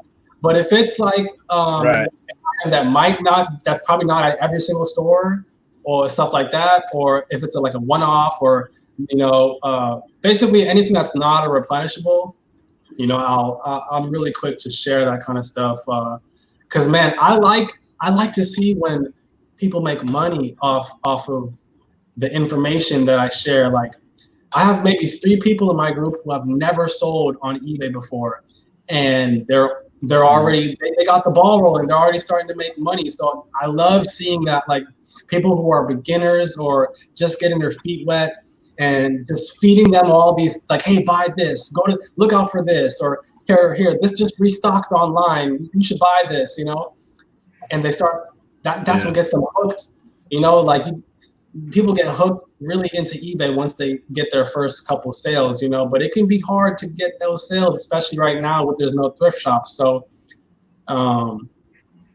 so people are using reselling bots. Oh no, resellers using bots. Man, I mean, there's not much you could do about it, you know, because like the whole bot game started with sneakers, and they just kind of grew into like anything that's profitable. Like those mosaic cards and the prism cards, those actually do restock online, but good luck getting them. Like when it comes in stock, it is gone quicker than the switches. Like they are gone in like 5 seconds because the bots just eat them up, man. but you'll always be able to find things that the bots aren't looking for. Like the bots usually go for the most well-known stuff, like the Yeezys, the Switches, the Mosaics, the Off-White Supreme. But the more not as known stuff, like the bots aren't really eating those up as badly. But I can't hate on them because I mean, that's their way of doing it. You know, like I said, it's a free market, so I didn't see anything in the Constitution about not using bots. So I mean, hey, go ahead and do it, man. Go ahead and do it. Yeah, it is one of those things. I mean, I think these guys, you know, obviously people are talking about opinions on, you know, being a part of reseller groups. I mean, honestly, Omar, I've been in some things myself where people have more of an interest of selling, join by this, join by that, rather than have your best interests at heart. I mean, from listening to you, I think you're a pretty stand-up guy. Like, there's not too many people that would have put up some of the bolos that you've put up already, just in your Instagram. But I mean, I would just warn people, you know, before you do spend money to get advice that you might could get for free, just do a little work, and you can find things that. Yeah, I definitely recommend YouTube. Like, I learned most of the stuff I know off of YouTube and watching other people's experiences. So you do not need a bolo group at all. It's more of like a want than a need, you know? Like, you can totally just grow the hell out of your business by yourself and just with free information and all that stuff. It's just more of like a supplemental thing. Like, if you want to boost, you know, maybe join a bolo, a little group or something, but you don't need it. You don't need it at all. And same thing with courses, like Amazon courses. People push that so hard. Like, people make it seem like when you're starting on Amazon, man, buy a course. It'll give you this big head start, this big jump start, you know. But YouTube, man, a lot of the stuff people talk about in these courses are free on YouTube, you know, or just watching people's experience on Instagram. You can learn just as much stuff off of YouTube than a paid course, you know. Amazon and I think there's. Go ahead, Sam. I was gonna say Amazon has their own stuff too, as far as like educating you on how to. Oh yeah. Too. Amazon has a seller university that most people don't know about, but you can go on Amazon Seller University and learn everything you need to know about FBA just by reading it. But see, some people don't want to do that, you know, because it's kind of like studying for a test almost. It's like it takes more effort, you know, because you have to retain the information, you have to read it, and it takes a while, you know. But you got to think of it as kind of like that, like studying for a test, you know. You want to get that A+, don't take the cheap route. Don't copy someone's homework.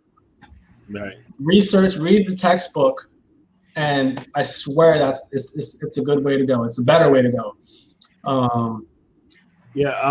Somebody had asked about the bot thing. Like, if you guys could explain that a little bit, that'd be great. Like, like, how does it work? That kind of thing. Man, it's weird because I'm not too familiar with all the bots because there's way too many different types of bots out there. There are bots that just track when items restock online, like a stock tracker bot. So like it might give you a notification, like if you set it up for BestBuy.com, Nintendo Switch, it might give you a notification every time the Nintendo Switch restocks online. That's a bot. There's also a bot called an ATC bot, which is add to cart bot. So it automatically adds the stuff to your cart and basically checks out for you. So when hot items come out, or like if the new Yeezys come out, you are way ahead of the people who are manually typing in their stuff, because this bot types in your address and everything and your credit card information and adds the item to the cart for you. That's a bot. And then there's also bots that just straight up buy the stuff for you. Like you put in a link or whatever. As soon as the website goes live, it actually buys it for you, and then it just shows up to your house. So it's all a computer program. Most of it is automated, and people they make it by coding. And I mean, some people don't like them, and I can see why. Because it's kind of like, you know, like if they make robots to flip your burgers for you, now the people who are working in the burger joints are mad because now the bots are taking over. So it's kind of the same thing. Like resellers get kind of upset because this is your job, and then a robot is doing it better than you are, you know? So I can see why people get upset, but it's also like, I mean, it's a free market. It's a wild card game out here. Like reselling is cutthroat. So, but I mean, like, would you complain about somebody who hires a VA, right? No. I mean, like, who helps them? I see it a lot in posh sellers, like bigger ones. Like they have somebody, you know, sharing their listings and doing all the social media side of things on Poshmark for them, like daily. So it's like, I mean, I couldn't keep up with it. More. Yeah. I mean, at the end of the day, you know, it's a VA is like you're paying them. That's their job, and so they got to feed their kids too, you know. So it's a little different than a bot. A bot, you know, they're not really benefiting off it. They're not feeding their kids. It's just a robot that's doing it for you. Mm-hmm. VAs, it's like it's an employee. It's just a virtual employee, you know? So I think VAs are great, man. Like you can really grow your business with the VA, especially if you sell on multiple platforms. It's a lot. Like when you sell on eBay, Amazon, Mercari, Poshmark, Depop, Grailed, that's a lot to keep up with. So if you hire a virtual assistant and have them do half of that for you, hey man, I think that's a smart business move, to be honest with you. Yeah. Yeah, it's one of those things. You know, I mean, like Frank was saying here that he has a friend who pays someone to run all his social media like business for his business because I mean, for me, the thing I've always learned in business, and honestly, I mean, I've had a few things in business. Like I've worked for corporate setting, and I've worked for myself, had my own business. Mm-hmm. And you know, what I've always heard when you have your own business, which if you're a reseller, you have your own business, like whether it be like, hey, I'm flipping for a few bucks or I'm flipping for a lot. And they always say, you know, pay people to do the things that are either menial tasks that take you away from the things that are going to make you money, or they're things that maybe you can get someone that's better at it than me. Like I mean, for me, even for my YouTube channel, I went on Fiverr and got a logo and an intro video and a banner. Because for me, graphic design is not my forte. Oh, yeah. Like, I'm better off taking that time and listing or sourcing or shipping and packing or, you know, what I would be doing that. So, I mean, I think, you know, there's that balance, right? Like, I think if I went and hired out every bit of my reselling business, then I'm not going to make any money. I mean, that's just what it boils down to. But if I hired out people to do, you know, certain aspects that you don't want to do. Yeah.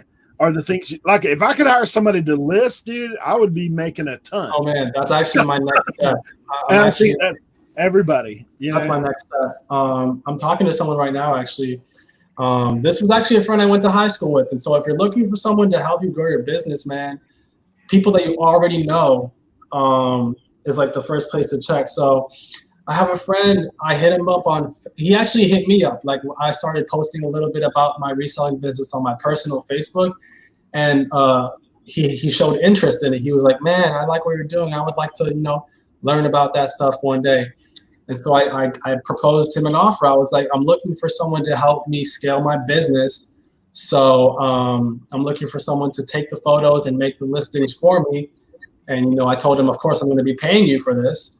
And he actually was really interested, you know, like when you tell someone that, you know, you got to present it to them like this, like you can make money from home anytime you want, whenever you feel like working, or you can take a break whenever you want. You can list for 5 hours and then take a break, or you can list for 1 hour and take a 2-hour break and then list more. That's how I presented it to him. So it really piqued his interest, being able to work at home whenever you want. And he's really interested. So once this COVID-19 stuff dies down, I'm going to meet up with him in person. We're just going to have a meeting, and I'm going to teach him how to do eBay and all that stuff. And then I'm going to hire him as my lister. And since this is someone I already went to school with, I'm friends with him, so I already trust him.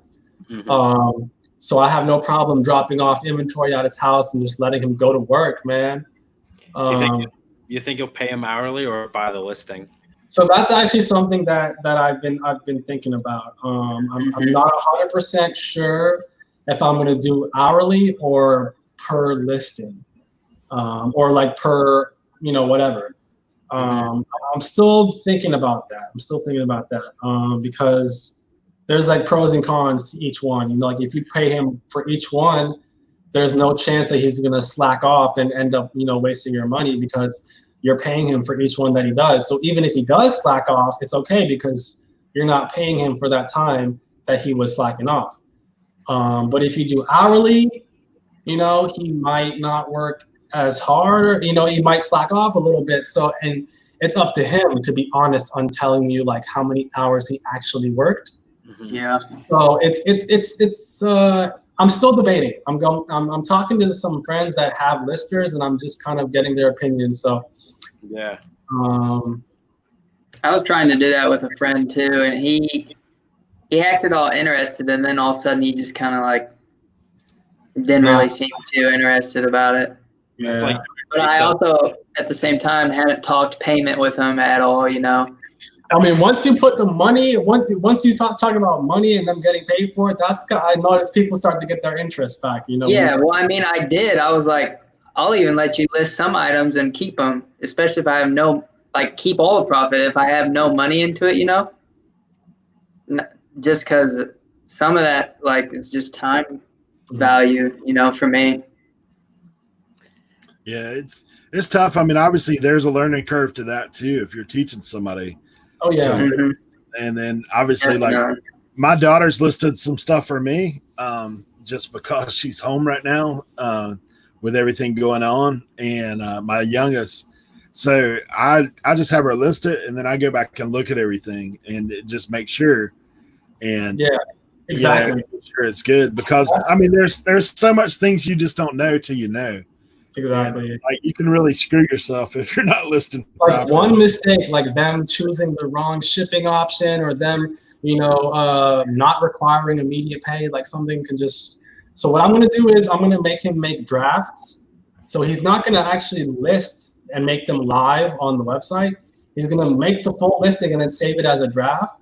So that at the end I can quickly just go through everything and make sure there's no mistakes, and then I can just hit the list button. It's going to be way easier, Yeah, for sure. Tommy's talking about I've heard about Sellhound. I've heard about that, but I don't know. I've never really looked too much into it. But if they are really professional at making eBay listings, if that's something that they do, they know how to. The one thing is coming up with the price, right? Because some items that I find, especially stuff from thrifts, sometimes they don't have comps. Sometimes they don't have sold. Sometimes they are kind of more obscure. So having someone accurately list and come up with the price is kind of iffy. So if I get a lister, I might just write down what he should list the price for, or something like that, or I might just tell him to leave the price blank and I can go fill it in myself. I'm not really too sure yet, but the pricing part is where I'm really kind of concerned, because if you found a really rare kind of thing that you don't find that often and it's worth $200, but you give it to your lister, he looks it up on eBay and he doesn't find anything, so he's just okay, I'll just list it for $30 or whatever. You could lose a lot of money. So yeah, I don't think you can let them just go live. I mean, I think you definitely would need to have the draft option. I mean, if they put it in the draft, because I know a lot of the time in listing, all of us have things we like to list, right? Oh yeah. Then we have things that we hate to list that we picked up, and then we get it home. We're I know there's money there, but man, I don't want to do the work. I don't clean it. I don't want to measure it. I don't want to whatever needs to be done. For me, it's clothing. It's clothing. Like I find clothing and I'm like, oh man, this is a good flip. I can make money off this. But then I get home and it's like a pile of clothing. I have to measure it. I have to take a photo of every little imperfection. If there's a hole, if there's a mark, you know. So clothing, that's what I'm going to give to the lister. I literally have a box full of unlisted clothing. And once I get that lister, I'm just going to send that whole box to him. Yeah. And just let him do his thing. Like hard goods are so much easier, man. Like video games and just like anything that's in the box already, puzzles, toys is way easier to list than like clothing. Clothing takes like 2 or 3 times longer for me to list, man. Some people love it though. Some people love listing clothing, but me, I'm not these people. I like buying them, finding them from the thrift, but I don't like listing them, man. I like shipping them though. Yeah. They're pretty lightweight. Just throw them in a bag or whatever, but you got to take more photos for clothing. The front, the back, the label, just everything. Yo, Erica said it before we missed it. She wants you to talk about the IKEA Mafia gang. Mafia. Okay, the IKEA Bag Mafia is just kind of like a hashtag or like a little group that anyone can be a part of. All you have to do is have an IKEA bag. So like when my business started growing, I was like, wait, how am I going to carry all these packages? And then I saw on eBay they had IKEA bags, and these were like big bags. You can fit like 15 packages in one of these bags. So I started using those bags to deliver all my packages. And one day I was just like, I'm starting something. I'm going to call it the IKEA Bag Mafia. And all you have to do to join is to have an IKEA bag. And people started going with it. Like if you click on the hashtag on Instagram, it's like people who are posting about it that like it's not me. It's like other people. Like, and some of them don't even follow them, and they're posting hashtag IKEA Bag Mafia. It's crazy. It's crazy that it caught on a little bit. And someone said that they got theirs for free because I give away IKEA bags every now and then, just because I just want people to enjoy the IKEA Bag Mafia lifestyle. You don't even have I just joined it last week. There you go, man. It is nice, man. It's cool. It's like a little cool kids club, and anyone can join. Our post office worker, she was like, "Oh, I see you got a bag finally." I'm like, "Yeah, I'm well overdue, huh?" There you go, man. Because I'd be walking in there just about to drop stuff all the that's time. why I'll have to hold all of them or make multiple trips to the car. Yeah. But now it's just like if I have 2 IKEA bags, I'm good. So yeah, for sure. Well, guys, man, we're pushing up on the 2-hour mark. I don't know if anybody's got any other questions that they want to drop in before we get out. But I've enjoyed hanging out with you, Omar, for sure. Yeah, this is great. I really enjoyed it. Yeah, you dropped a lot of knowledge, man. Appreciate it. Heck yeah, man. I love just sharing stuff, For sure too, man. And one of the things like that we talked about is, we're trying to expose different people in our group, like our community, to guys that are doing something maybe a little different than what we see. Because I know, when it comes to reselling, we all have our own little quirk, our own little thing that we're doing. Yeah, it's great to see just how somebody else does things and maybe learn a little bit from here or there. So it's been great having you on for sure. Yeah, this has been great. This is my first YouTube experience, so this is the beginning of something. Glad to be a part of it. Heck yeah! So I'm definitely gonna start making YouTube videos and stuff like that. Maybe some vlogs, maybe some what sold, maybe some just tips and tricks and stuff like that. So yeah, it's pretty cool. I like the YouTube community, man. A lot of the reseller, I say pretty much every reseller that's on YouTube is pretty nice, pretty solid. I haven't really met someone who's sure. I have not met a reselling jerk on YouTube at all. So yeah, I mean, I'm sure you'll see some of the OGs will tell you they're there, but I mean, a lot of us, I'm myself included, I made the leap onto YouTube because of the community. I mean, I've for as many Mhm. not so good people out there, I think there have been way more supportive, positive folks out there. So Awesome. Yeah. The community on Instagram and YouTube is pretty great. Definitely, I like it. Andy's got one other question. Well, a couple other questions, and then we'll let you answer this as well. Plans for your reselling business? Like, what do you have for the future? And what do you do outside of reselling? Well, I'm not gonna lie, reselling is like my life now. Like I like video games. I play video games and stuff like that. But reselling is pretty much like I wake up in the morning and that's what I think about. Like I don't have too many other hobbies. I mean, I'm into like coins and silver and gold. So that's like another community. Like the silver and gold stacking community is another community. And I also I'm into Bitcoin. I've been buying Bitcoin for a while since it was like 3,000, 4,000 for a Bitcoin. So I've just been kind of just stacking up Bitcoin and I guess those are my hobbies. So plans for my business in the future. Just, man, I really want to create jobs. So like, and I think like I can do that with eBay, but I can really do that with Amazon. So I want to just really scale both of those businesses and to the point where, I'm hiring people to do, to work with me. In the future, I really want to have a warehouse in the future, like not like a huge one. I'm going to get a small one at first and then grow my way into the bigger ones. But I really want to get into wholesale, private label, like really getting to the point where I don't have to leave the house to get items to flip. They just send it to me by the pallets. And then I have employees who are listing on Amazon or packaging and shipping or moving the pallets or I really just want to create jobs. And if you guys, there's this one guy on Instagram called Amazon Lit, and he is like a real inspiration. Like this man has like a multi-million-dollar Amazon business, started from the ground up. He has multiple employees that like, it looks like when you walk it, he shows like his warehouse. It's like hella employees in there. And he pays all of them. He creates jobs, and he supports his community. And that's what I really want to do. I want this to be like a $1 million business.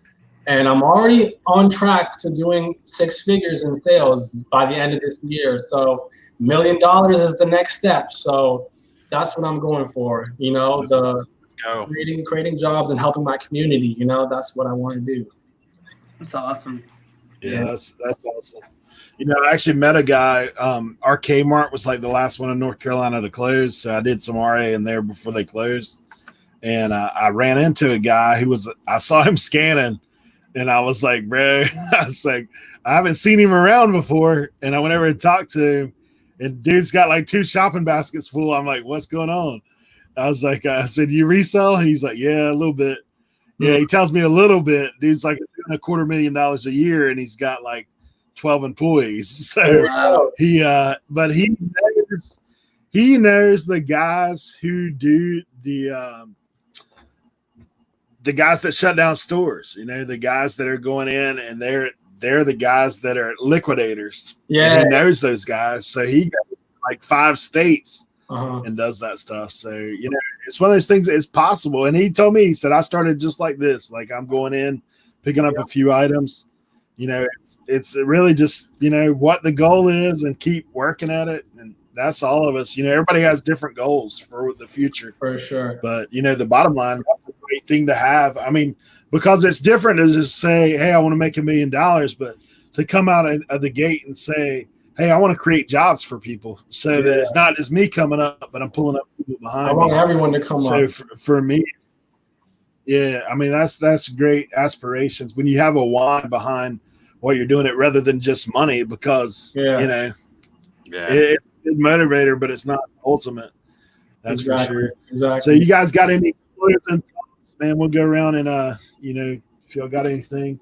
One time when I was at the store buying stuff to flip, it was at Walmart.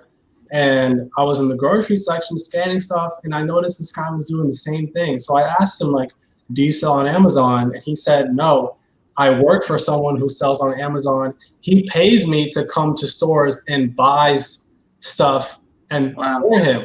It's like this guy hires people, gives them a list of items, and just says, go to these stores and buy them and bring them back. And I was like, wow. Like, I've heard of a lister, but I've never heard of a sourcer paying someone to source for you. Yeah. Like, that's smart. That is really smart. And that's something I kind of want to try, like, in the future. Like I said, I want to get to the point where I don't have to leave my house to get the items. I just want to be running the business, like, the back end and all that stuff, and have other people go out and, and do that for me. So not only are you creating jobs, you're scaling your business, but you're making it easier for yourself. Like, you're hustling smarter instead of harder, So definitely. That's it, man. Like I said, we praise that. Well, if you guys got last words, man, we'll get out of here. Man, I was gonna say I'm super glad that I asked you to come on, man, and I'm glad we got to introduce you and introduce you to the YouTube world, and hopefully, you kind of share a little bit more of your journey on YouTube as well as Instagram.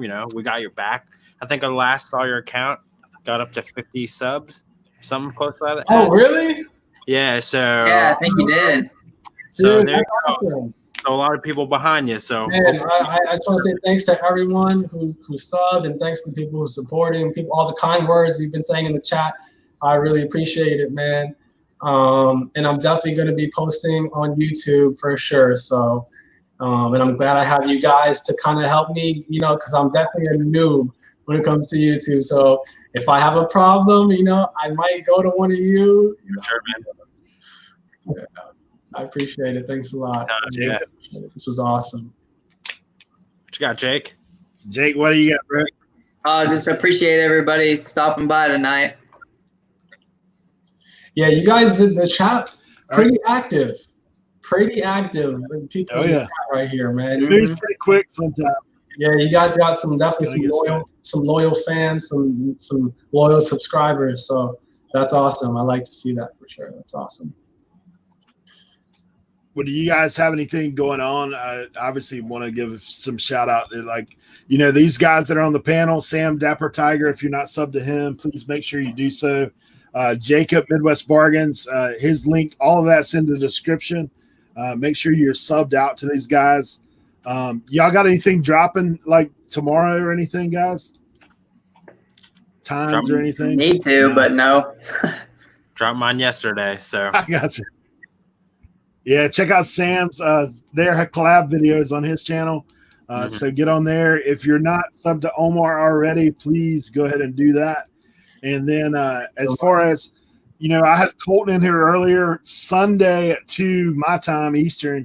I'm going to be on his and Courtney's channel, Redneck Resales. So drop in on that if you're around. And we do thank you guys. I appreciate you for being here. And next Friday, I see Andy still in the chat. We'll have Andy Someto on here next Friday. So you won't want to miss that. I'm looking forward to that as well. So thank you guys for watching. We will catch you next time. Yeah. Hey, somebody drop Omar's YouTube in the link one more time. Oh, man, my link. All right, cool.